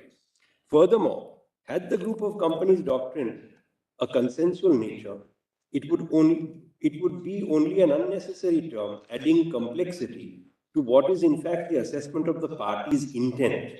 Attaching any consensual requirement to the theory would render it meaningless. Consent is the fundamental and utmost requirement in any case. If there is consent, there is jurisdiction, so that no further requirements would be necessary. In other words, if there is express or implied consent, then the party will be a true party to the arbitration agreement without needing to resort to any theory. This does not only apply to cases where the companies are from the same group, but also where the companies are completely dissociated from one another. The existence of a group of companies is therefore only a factual element that might indicate consent towards multi-party arbitrations. It is certainly a factor to be taken into account when analyzing the parties' intentions, but it is not a decisive element by itself. Consent remains the preponderant criterion. And the last page, 155, conclusion. Dow Chemicals Award landmark decision, it provides clear reasoning as to the fundamental role played by consent in determining the subjective scope of the arbitration agreement in multi-party arbitration. In this case, the arbitrators decided that the companies might be bound by the arbitration agreement entered into by other entities of the same group if the non-signatory companies appear to be true parties to the arbitration agreement by virtue of their involvement in the negotiation, performance, or termination of the underlying contract. Dow Chemical Award did not create a basis for extending the arbitration agreement to third parties, irrespective of their consent. In fact, exactly the opposite holds true. The arbitrators found that an arbitration clause might bind a party that has not formally entered into the agreement only insofar as this is in accordance with the parties' mutual intentions. This contradiction puts the existence of a so-called group of companies doctrine into question. In 40 years, the term group of companies doctrine has proved to be misleading, and the idea of such a theory a misconception. The fact that two companies are part of the same group does not serve as a basis for the extension of the arbitration agreement on its own. Whether a party can invoke or be bound by an arbitration clause is a matter of consent, which shall be ascertained case by case based on factual elements. This does not mean existence of a group of companies is irrelevant. Quite the contrary, it is certainly an element to be considered in the analysis of parties' intentions, but not decisive per se. Now, I am adopting these as my submissions. And in my submission, when I show chlorocontrols correctly read, it is what chlorocontrols itself has said in many ways. And the only thing chlorocontrols has actually left out is the requirement of performance, which my lords have now added rightly in the discovery matter, ONGC discovery. That fifth element has now come in. But what is important is that these are cumulative elements. It can choose that they're part of a group of companies. It matters not that there's some peripheral involvement in negotiations. That's all. They are roped in because one or two of the factors are satisfied. These are all to be seen cumulatively. And the conclusion has to be reached that with these factors, there's an implied consent and they're true parties. Without that conclusion, there can be no joining of any party to an arbitration because that would defeat another cardinal principle of consensuality. A non-signatory might say, I never agreed to go to arbitration. A signatory might say, I'm sorry.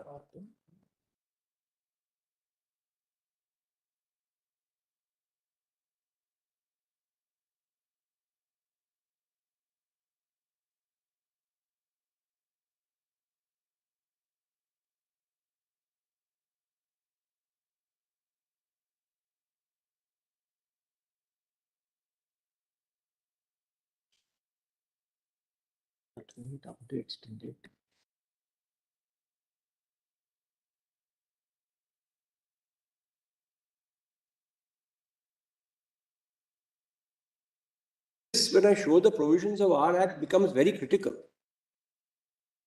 Because our Act requires the provisions of the Contract Act to be complied with. So without consent, you can't have a contract. If my lords would kindly now turn to my note, maybe quicker if because some portions I will just take from my note. I don't want to trouble my lords to see. Everything is here in the compilation, but if one would kindly go to page 4 of the note, the passage marked common intention.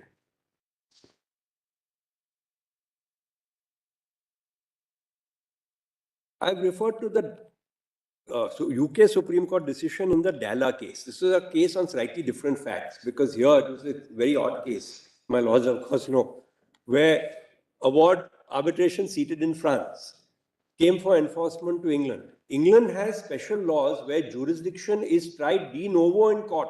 by the enforcing court, with evidence being led and everything. So they held a mini trial, and they held contrary to the tribunal, saying, no, according to us, tribunal had no jurisdiction, we won't enforce this award here. 1 month later, the court of the seat in France affirmed the award. So it's that case. But in that case, they had occasion to comment upon what the French law was. And I'm only relying on those observations because they are relevant to our case. So the UK Supreme Court was applying French law to test whether an arbitration clause, this is para 8 of my note, whether an arbitration clause upon which the jurisdiction of the tribunal is founded extends to a person who is neither a named party nor a signatory to the underlying agreement containing that clause. And I quote, the Supreme Court held, whether all the parties to the arbitration proceedings, including that person, had the common intention, whether express or implied, to be bound by the agreement. This was a case where the Pakistan government had set up some public trust. And the contract was entered into by the trust. The other company, which was a Saudi construction company, said, effectively, we are dealing with the government. This trust is only an instrumentality of the government. And though the government may not have signed the arbitration agreement, we are entitled to join them to the arbitration. Government of Pakistan took a jurisdictional objection, saying we are not signatory parties. So under French law, this was the analysis of the French law done by the UK Supreme Court even, which said, therefore, all the parties had to have the common intention.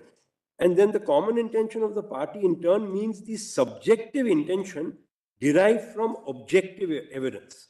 Objective evidence includes the involvement and behavior of all the parties during the negotiation, performance, and if applicable, termination of the underlying agreement. Then Redfern and Hunter said effectively the same thing. 3 conditions: whether the non-signatory actively participated in the conclusion and execution of the contract. Second is, has a clear interest in the outcome of the dispute. And 3 is a party to the contract that is intrinsically intertwined with the contract under which the dispute has arisen. And Gary Vaughan has said the same thing, that at bare minimum, the non-signatory's intention is the most important. The signatory's intention will be housed in the contract. My lords know, as a matter of interpretation of contract, one sees the contract primarily. So that intention is easier to ascertain. It's the non-signatories that's more difficult, and various tests have been evolved.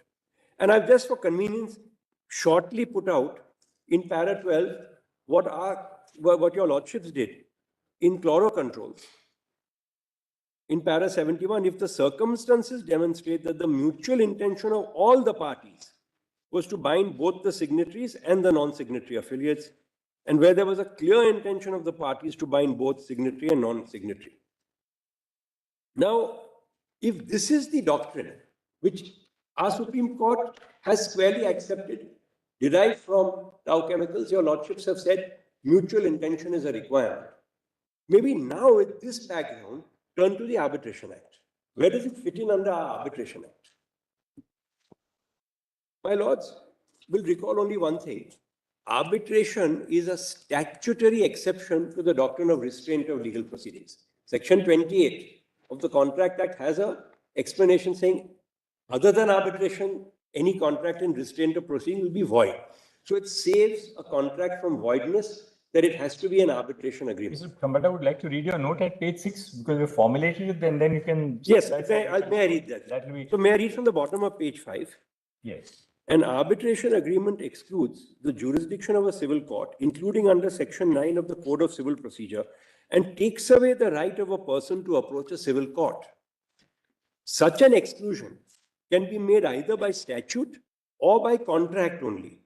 An arbitration agreement, therefore, must satisfy the requirements of the law of contract, which is the Contract Act. Under Section 2 of the Contract Act, the following would be essential for formation of a contract. 1, a proposal. 2, acceptance of such proposal, making it a promise. 3, a promisor and a promisee. 4, consideration for the promise. 5, reciprocal promises forming an agreement. And in Vidya Drolia, your lordships held that an arbitration agreement must satisfy the prerequisites of a contract under the Contract Act. That is, in addition to Section 7, it must contain promises forming the consideration for each other. It must be made free of consent between parties competent to contract for a lawful consideration of the lawful object, and it must be enforceable by law. Now, straight away when we talk about contract and third parties or non-signatories, doctrine of privity comes to mind straight away. The third party can never enforce a contract, nor can it be bound by it. And there are various well-settled exceptions to that. Our Supreme Court in MC Chaco has said third party cannot sue or be sued unless the exceptions to the doctrine such as trust, family arrangement, assignment are attractive. Not for convenience, I'm not going to take him around, but some of the important cases we have graphically analyzed in annexures. It's just because some of the facts are usually so complicated that it's easier to do it by way of a graphic, and therefore we analyze MC Chaco, where Kottayam Bank was not a party, and it was held it's neither a beneficiary of a trust nor part of a family arrangement. It was not allowed to enforce a contract whereby members of a family had agreed between themselves to pay off dues to Kottayam Bank. Now, privity of contract and the exceptions to it, both under our law and English law, does not admit of this so-called group of companies doctrine. There is no such exception. So, the group of companies doctrine is something outside the law of privity of contract. And it seems to be on a slightly different basis. Privity of contract is a third party to a contract cannot enforce or be enforced against it. Group of companies doctrine says this is not a third party. This is effectively a party, a real party. So unless you reach that conclusion, one would fall foul of the doctrine of privity. The court has to reach the conclusion that this is a real party or a veritable party. Short of that, a factor here or a factor there is not enough. Now, may I proceed further, para 19. Arbitration in agreement in restraint of legal proceedings would be void, section 28. Specific exception is carved out for arbitration. Exception 1, saving of contract to refer to arbitration disputes that may arise. This section shall not render illegal a contract by which two or more persons agree that any dispute which may arise between them in respect to any subject or class of subjects shall be referred to arbitration, and that only the amount awarded in such arbitration shall be recoverable in respect of the disputes so referred. Therefore, two or more persons are required, and they must agree to refer any dispute which arises between them to arbitration. So the non-signatory party must come within these two or more persons. That is to say, it must be treated as a party. Short of reaching that conclusion, one can't rope in a non-signatory. And because there is, my lords know, I have not cited this, well settled, Arbitration Act is a complete code. It's exhaustive of the law of arbitration. So unless it is a valid arbitration agreement under the Arbitration Act, there's no other arbitration outside the Arbitration Act by which one can bring in a non-signatory or non-consenting party. Now, even enforcement of a contract, this is interesting in the Specific Relief Act. When we are dealing with companies, there are only two categories that have been roped in addition to parties. Section 15, which is who can enforce a contract, permits enforcement of a contract by a non-party company in only two cases. One is subpara G, amalgamation. So company A enters into a contract, ultimately amalgamates with company B, and the amalgamated company can enforce that contract. And H is pre-incorporation contracts, when promoters enter into it before incorporation of them. Again, the Specific Relief Act has no such category or residual category even of a non-signatory company because it belongs to a group and it may have been involved in something becoming a party which can get specific performance. And Section 19 is the other way around. Against whom can you obtain specific performance? Again, only these two categories. So again, I point out, I'm not for one moment suggesting that the group of companies doctrine still can't be incorporated, but it has to reach the result of a conclusion by the tribunal or by the court that this person is nothing but a party. Only the formality of signature remained. Short of reaching that conclusion, There is no way within our matrix of law that one can bring in another type of hybrid type of a party against whom or who can enforce specific performance. Now let us come to the Arbitration Act. Because in my respectful submission, the Arbitration Act actually narrows what is found in the Contract Act. And I'll tell my lords why. 2(1)H only says party is a agreement. There's no restriction there, and there's no restriction of signatory. Can be someone who doesn't sign. 2(1)H, we've seen, does not incorporate the Law Commission's recommendation of claiming through order, but at a certain level, that's not critical to your lordship's analysis. Because we are seeing claiming through order is a derivative character, whereas here we are trying to see who is the real party or the true party, which is not a derivative character. In a derivative character, the cause of action would belong to the original signing party, and only someone claiming through order in that very character would come in. Whereas here we are saying the third party who has not signed has its own cause of action, or there is an independent cause of action against it, not derivative. Therefore, this point is there. We've argued it, but at a certain level, my lords may take it that true order is not determinative of the answer to this question that faces the Constitution bench. Now, I've set out from paras 23 to 27 this concept of the definition of party. In para 28, of course, I've referred to the requirement of consent and the party autonomy being the backbone. As one US Supreme Court judgment had put it, arbitration is a matter of consent, not coercion. Puts it very nicely. There's no mandate of the law that you are a party. It has to be housed on consent and founded on. Without consent, you can't have arbitration, unless it's a statutory arbitration. That's a different category. Now, please see may I just show the provisions of the Arbitration Act? Yes. If one goes now to section 7, what we were just saying this morning. 7(1). In this part, arbitration agreement means an agreement by the parties to submit to arbitration all or certain disputes. I pause here for a moment. These words describe the contract of arbitration, the arbitration agreement. Now, the following words say what the character of those disputes could be, which have arisen or which may arise between them in respect of a defined legal relationship, whether contractual or not. As my Lord the Chief Justice said this morning, this is the source of the dispute. And that's a nice way of putting it. The subsequent words are, where does the dispute come from? It must come from a defined legal relationship, whether contractual or not.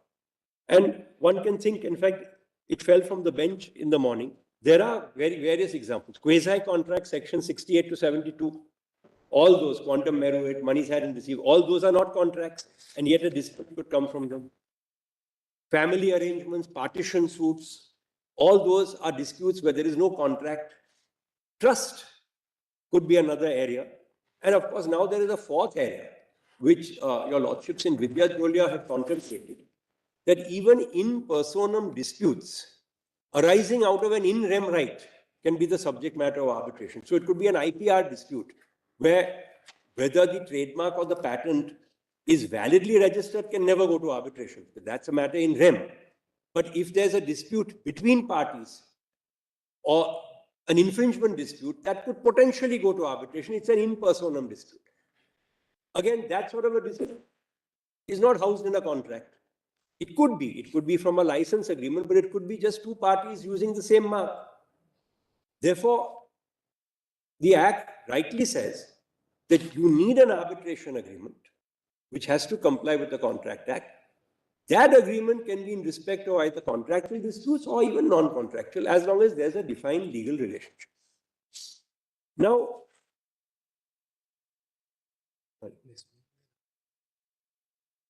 that's all right. That's all right.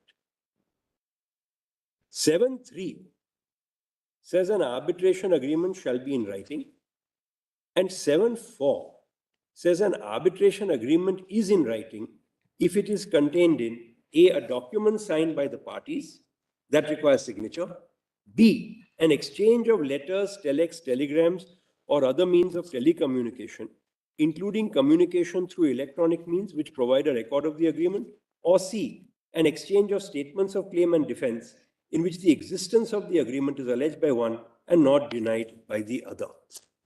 Now, it is going to be my submission, and I hope I can make it good, that 7.4 is exhaustive of 7.3. And I'll show from the UNCITRAL model law and from other statutes why this is so. In other words, the agreement in writing has to be in one or the other of the three forms, A, B, or C. And straight away, may I say that this itself does not exclude the group of companies doctrine. Because B, for example, exchange of correspondence, it can be that a non-signatory party has exchanged that correspondence where it is effectively shown that it's a true party. But 7.4 may not be exhaustive of 7.3. 7.4 may be an illustration of 7.3 also. That is a possible argument. My lord is right. But please, if my lord sees my note. Because 7.3 says that if an agreement, an arbitration agreement shall be in writing. It's the norm. Correct. And 7.4 provides for instances exactly. where an arbitration agreement is. Exactly. Of course, there's one thing which is there, which doesn't say it shall be deemed to be in writing if. It says is in writing if. If it is contained. The word if is used. And something may turn on that. So I want to place before my lords the UNCITRAL model law. But it's not necessary for us to unduly restrict 7.4 by saying that these are the only instances where an arbitration agreement will be deemed to be in writing. I understand that. That, of course, your lordships will determine. But may I just place some material which might be of assistance to my lords in that exercise? In my compilation... I'll tell you why. Yes. This was actually worrying me in the morning. 7.4b refers to an exchange of letters, telex, telegrams, or other means of telecommunication, which provide a record of the agreement, right? And C then refers to claim and defense. Now, B provides an extremely limited. A is a document which is signed. B refers to only an exchange of letters or electronic means of communication. Now, there may be other circumstances where there is no exchange of letters or an electronic communication or a physical communication between the parties. Where, for instance, I'll tell you, suppose there's a measurement book in a contract. That measurement book will not fall either in terms of a document which is signed by the parties. It will certainly not be an exchange of letters. It will not be an exchange of statement of claim or defense. So there may be other conceivable circumstances in which parties may, by writing, agree to an arbitration, which is neither a letter or exchange of correspondence, nor is an exchange of a statement of claim or defense, nor is that document signed by the parties, but which may still be in writing. I see what falls from my lord. It could be a record of agreement. But it's a record of an agreement. So long as it is a record of the agreement. That's right. That's why I told you a measurement book. Correct. So, measurement book so therefore, these three instances which are prior to record of an agreement is not exhaustive. The keywords are record of agreement. Correct. What is a record of agreement? There are instances like exchange of letters, telex, telegrams, and other means of telecommunications, including through electronic mode, are instances of record of agreement, which could be. And therefore, B could be read. And the absence of the word only in 4. Yes. Is again, just as you have the absence of the word signatory in 2.1H. Yes. And the absence of word only in 7.3, in 7.4. But an arbitration agreement is writing only if it is contained. Correct. Then you would have been right. But that word only is absent. May be obtained by seeing the UNCITRAL model law, which underwent a change. I'll show both. Because our act is based on the model law, and your lordships have held repeatedly that the model law is an appropriate guide to interpretation. It can be looked at. If we just see the model law as it first was, in 1985, that is page 637 of this compilation. What is the equivalent provision there? And then what is the change? I have one small doubt. Yes. See this expression, the real rubric which you are placing so much reliance on is consent, correctly? Yes. But then consent is also a little amorphous. Should it not take color from the Contract Act till it actually becomes a contract? That is, should it also definitely not constitute principles of promise? Yes. Which is, should it not have offer and acceptance? Yes, I'm obliged. I'm So obliged. therefore, one has to see under the definition of 2E, F, G, H, I, leave Yes. alone J of the Correct. Contract Act, My lord is right. where a third party becoming a part of an arbitration, it needs to be concluded by the court that there is the semblance of reciprocal promises or offers and acceptance leading to an agreement. Yes, I'm obliged. You don't need any further. I'm Leading obliged. to an agreement, and all this could be sourced from the record of agreement. I'm obliged. But I may I adopt that as my submission. I put it a little inartistically. My That lord is much right. must be there. Yes. It's not just saying the consent is there means consent. Correct. What It has to be a consent consent can't amounting be to any kind of a contract, consent. which is why Consent evidencing. Let us use this very expressions. Every set of promises forming the consideration. Yes. From each and for each other as an agreement. Promises which form part of the consideration or part of the consideration for each other are called reciprocal promises. An agreement not enforceable in law will be void. An agreement enforceable is a contract. So at least offer and acceptance. Contract Act defines offers and it also defines acceptance and how it is completed. And an arbitration agreement has to first be a contract. And again, No, it consent. not be a contract. It may or may not be a contract. Need not be a contract. So that is another doubt I have. That's 7.5. No, my lord. May I then I'll come back because your lordships in Vidya Dholia. The contract may not contain an arbitration. Vidya Dholia, general observation that it's a contract, but it does not really, they have not gone into it, to be fair to the bench. The question didn't arise in Vidya Dholia as to whether Arbitration Act is confined to a contract, which is agreement enforceable by law. Maybe see 7.1 again for a moment. But that's not really it. I understand. I mean, these are issues that will arise. I invite such questions because this is correct. It enables me also to formulate. Good. Actually, according to me, Arbitration Act must be wider than what Contract Act provides, so that you can have an arbitration even with respect to non-contractual relationships. No, of course. I'm sorry. That's why let's go back to 7.1. I'm not saying that you can't have an arbitration agreement in respect of a non-contractual dispute. That's not my submission. 7.1, an arbitration agreement is a matter of contract.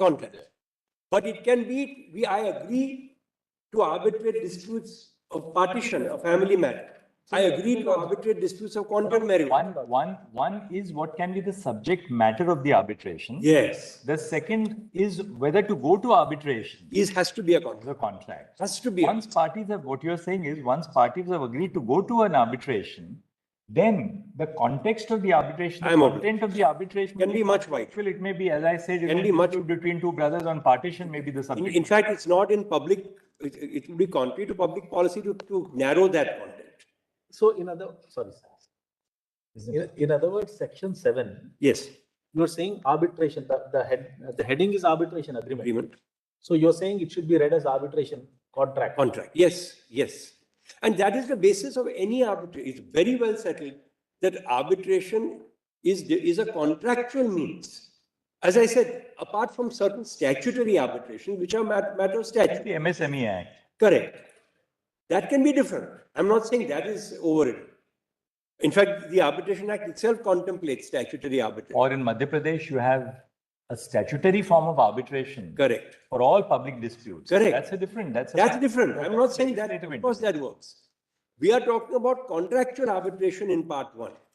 And Section 7 deals with contract meaning the arbitration agreement has to be a contract, but that contract can allow arbitration of disputes not only in contractual disputes, but other disputes as well, as long as there's a defined legal relationship.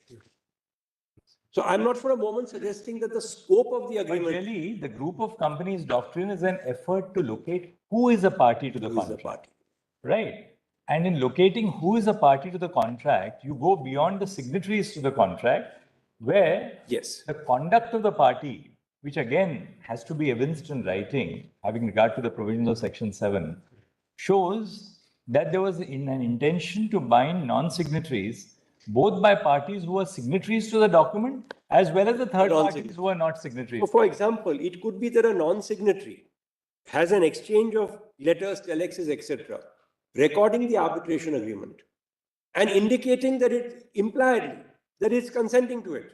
That would come within the doctrine. It would come within our Section 7. I'm not saying it wouldn't. So suppose there's a contract between A and B. Yes. And C has aliened by its conduct or whatever, indicated that I affirm this contract, Yes. that I stand by this contract. Yes. And how do I stand by this contract? Either in terms of the stage of the negotiation of the contract, the performance of the contract, or the termination of the contract. In which event, C has clearly indicated that, well, it is really as much a part of the contract as A and B. I'm okay. That is my argument. So mine is really a mid path. I'm not on this side or that side. Look, someone asked me this morning, are you for group of companies or against? I said, I can't answer that question because my argument is an intermediate argument. No, but you are not saying that there is no group of companies doctrine in our law at all.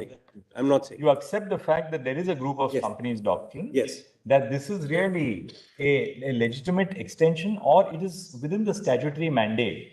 But the contours of the doctrine have to still comply with the essentials of the... Yes, with Section 7 and of course with the provisions of the Contract Act. Group of companies is not instant. One more question. One of the interveners, one of the young lawyers argued it on this, I think Pallav Mongia, I'll just tell you who. Why confine it only to parties who are part of a group of companies then? That is in fact what Professor Hanushu's article also says. That it may not be confined to parties within a group. The group of companies doctrine is evolved in this manner. Sourcing from these statutory.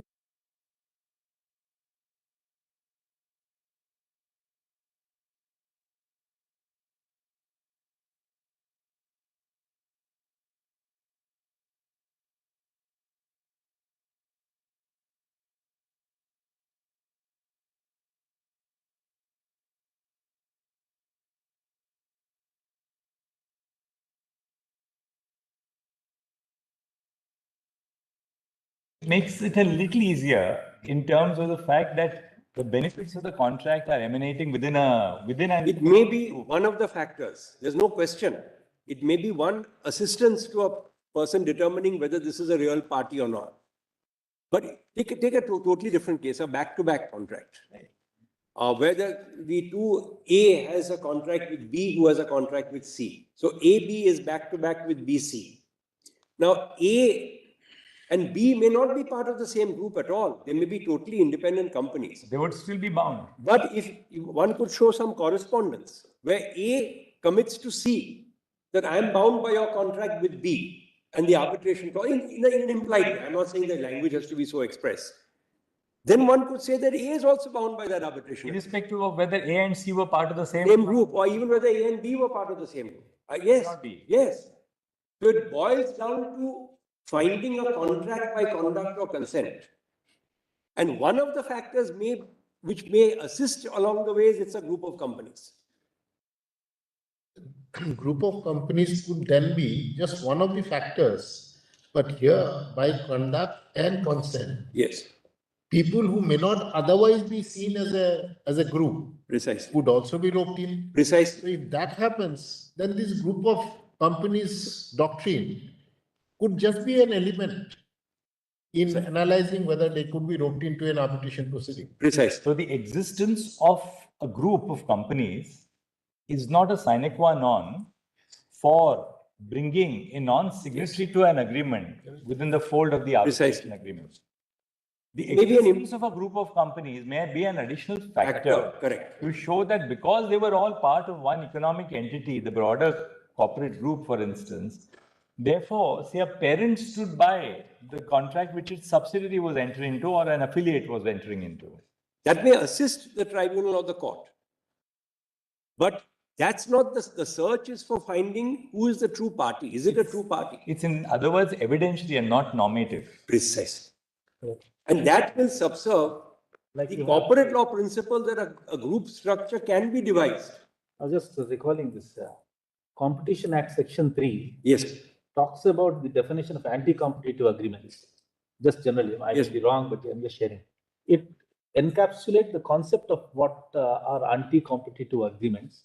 Having said that, it gives 5 instances, which are actually cases where bid rigging, collusive rigging, and so on.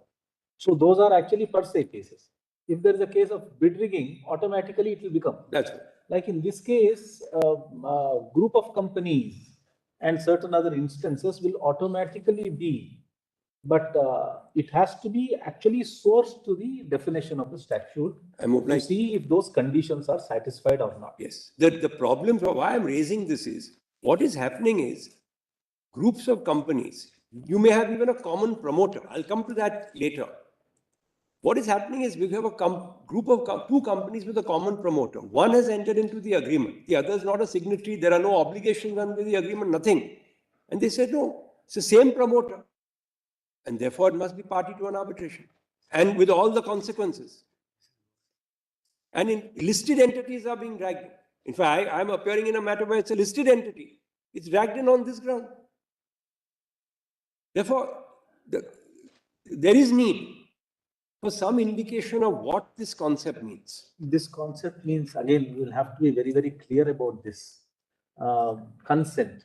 Consent. So then one has to pronounce the contours of a consent. Yes. So do we go back to the definition of Contract Act and then? Yes, my lord. I would think that is necessary because. Yeah, we will have to go there. In every case, do we have to see which is the offer, which is the acceptance? One would What have is the to. consideration? One would have to. Consideration is slightly different. As my lord knows, under our act, it can move from a third party also. From the promisee or any other person, 2(1)D of the Contract Act. So to that extent, it's not such a strict that there should have been consideration. But that test has to be applied. Question is, for example, a non-signatory member of the group. What is the promise it has made? It has to be seen. It's not a promisor. It's not a promisee. How does it get drawn into a contract of arbitration?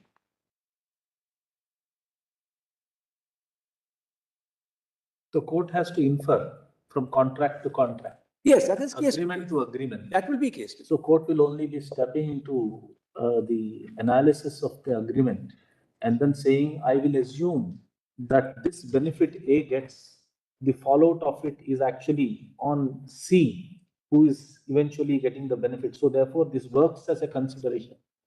But And there also, my lord, there are 2 ways perhaps.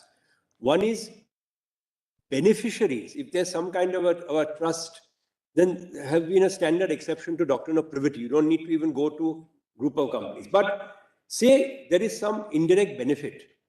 Does that make the person a promisor or promisee just by getting that benefit? One may be able to trace the man, various other instruments available. But does it make it a contract for arbitration? That is a question that has to be answered on a case-by-case basis. Some presence or semblance must be identified. Must be something. We don't have to get into too much of it. Otherwise, we are undermining the whole concept of arbitration.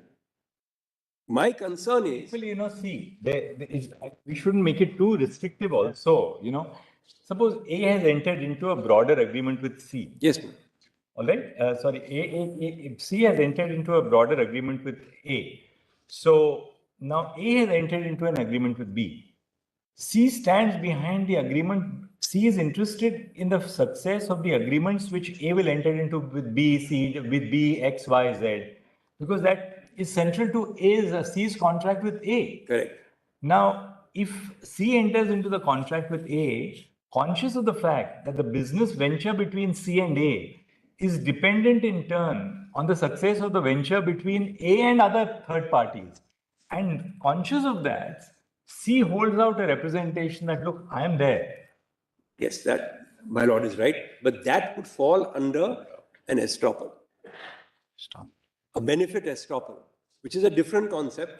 And there I must tell my, But these are all, in that sense, they're all, Case to case. yeah, and these are all related concepts. Therefore, group of companies is not the only point, is not the only situation in which you correct, can but include therefore, a non-signatory to the therefore one arbitrator. would have to say that an arbitration agreement has arisen by virtue of an estoppel, and then the next question would be whether Section 7 covers such a contract.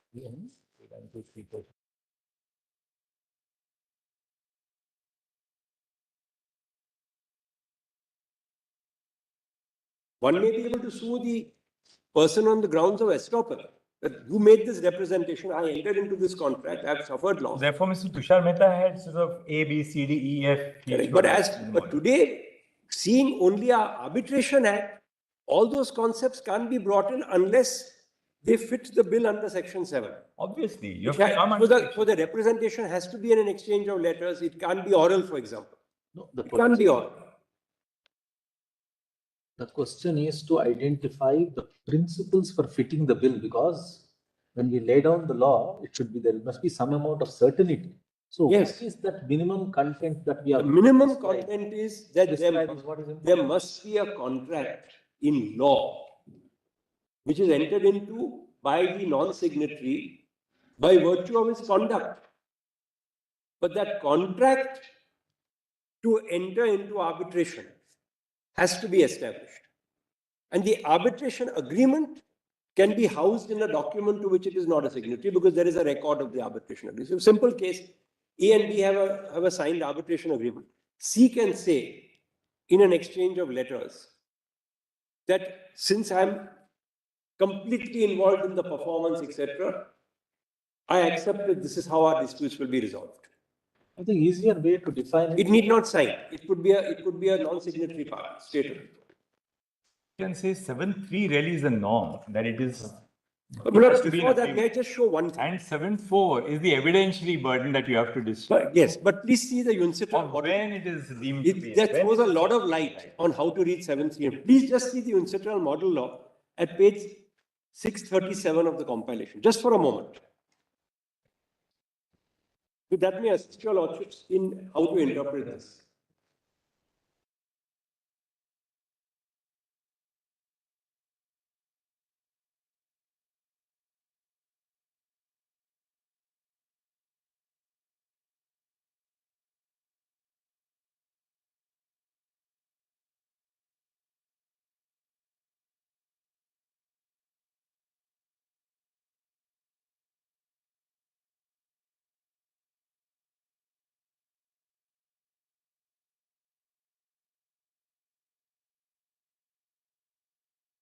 I was just talking to my learned brothers. We need not pressurize you to conclude today. I won't be able to conclude. So, no problem. We also have been asking questions. I mean, the reason we were asking questions, that helps us to regurgitate our own thoughts also aloud. And so, how long roughly would you take on the 11th? About an hour and a half. An hour and a half. So, if we start at about 11ish on, you can 12:30. You can. Yes, whatever. I'm in my lordships. Whenever, whichever day, whenever I. Because 5th, 6th we have miscellaneous. Yes, sir. And 11th, my lord. Whenever, what is coming? We have the first part of the country, one has to be here. There's no question of. But 11th, we'll have to wrap up. 11th, Yes. Because then following week we are starting with same-sex marriage. Same-sex marriage we are starting. We'll especially fix that matter. In fact, as regards showing judgments, I only intend showing 2 or 3. The rest I've referred to in my note. I'm not going to repeat. Now, what you wanted to show? Yes, please see for one moment. 637. In your compilation? In your compilation? In the compilation. Article 7 of the UNCITRAL model law. 737. Yes. 637. 637.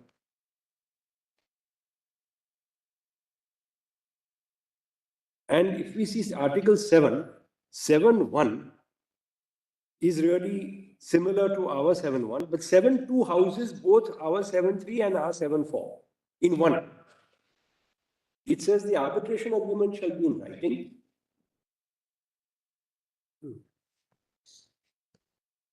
And it goes on to say an agreement is in writing if it is contained in the document. Now, please see the amendment that was made to this in 2006, which we have not incorporated in our Act. And that, my lords, will find at same compilation, page 641.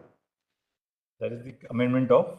Of the UNCITRAL model law, which was amended in the year 2006, but we still follow the old definition.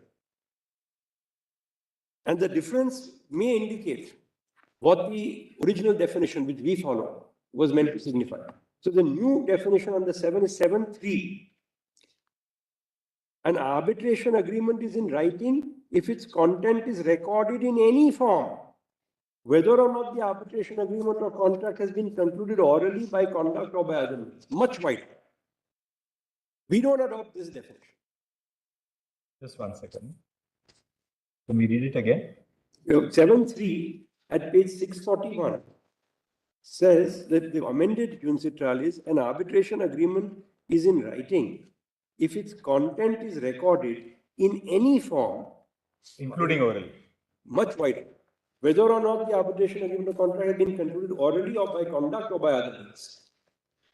Which also shows that the three means prescribed in the original UNCITRAL model law, which we have adopted, are the three means by which the law intends the arbitration agreement to be. But not the only three means. I'll leave it to Mr. Kambata, you're right. I mean, frankly, there is intrinsic evidence to support your interpretation. Because it says an arbitration agreement is in writing if it is contained. Because That's a clear indicator. If these are not the three means, then why would we list out? I know, but we can still leave it to your lordship. I'm not pressing it beyond the point. That is for your lordships. I'm just. Justice requires us not to accept that. But just one last an evidentiary requirement. Please see the equivalent provision of the New York Convention. Where is that? Page 693 of the same one. Article 2.2. Again, a much wider definition. 693. Article 2.2, the term agreement in writing shall include an arbitral clause in a contract or arbitration agreement signed by the parties or contained in an exchange of letters or telegrams. Shall include rather than if. Article 3.3, is it? Bottom. 2.3. 2.2. I'm sorry, 2.2. 2.3. At page 693. 2.2. 2.2. These were all available definitions. Parliament adopted the strictest of them all in our 7.3 and 7.4, which is retained even today.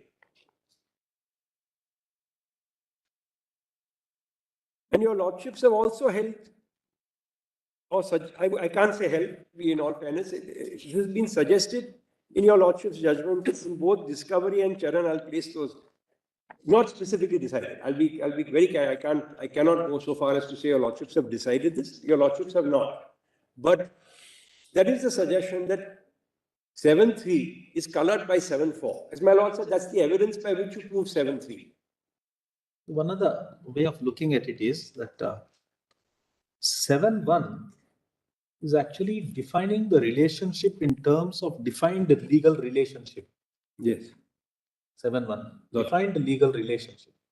As long as through the documents and what is specified under B, 4B, through the record of agreement, it could be shown that there has come into existence a defined legal relationship. In the sense that there is a relationship which is existing, which is authorized by law, not something which is illegal. Yes. Something which has come out of the relationship between A and B, which has an implication on C, and that legal relationship has come into existence, is sufficient to call it. Is sufficient, provided there's an agreement that disputes from that legal relationship. Agreement is again inferable. That's of course that's taken. Agreement is inferable from. I asked myself, what if there's an exchange of letters where two parties say we'll become co-owners? That's a defined legal relationship. But they say nothing about how their disputes are going to be resolved. That doesn't mean an arbitration agreement has arisen. There still has to be some agreement as to the arbitration agreement. Yes.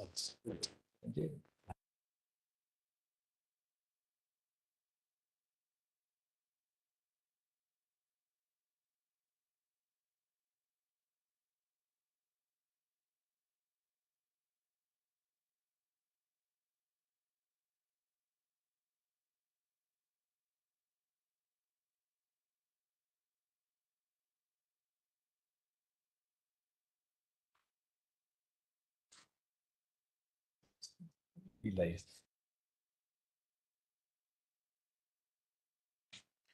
In Dow Chemical, development, you just described the claimants, Dow USA, Dow France, and the Venezuela, and I think the Swiss company. But somehow I found that very interesting. They are part of a group of which Dow Chemical USA is the parent company. The three others are the daughters and granddaughters. So expecting that the grandfather would stand by or should stand by. And in that case, the grandfather should also be liable for the. And the grandfather had all the trademarks. Without those trademarks, it could never have been performed. That's right. Well, what is right away? So we'll continue on the 11th. I'm grateful to my lord. After Mr. Diwan will. I would address your lordship. And then we'll hear. Whoever's there, start. Right.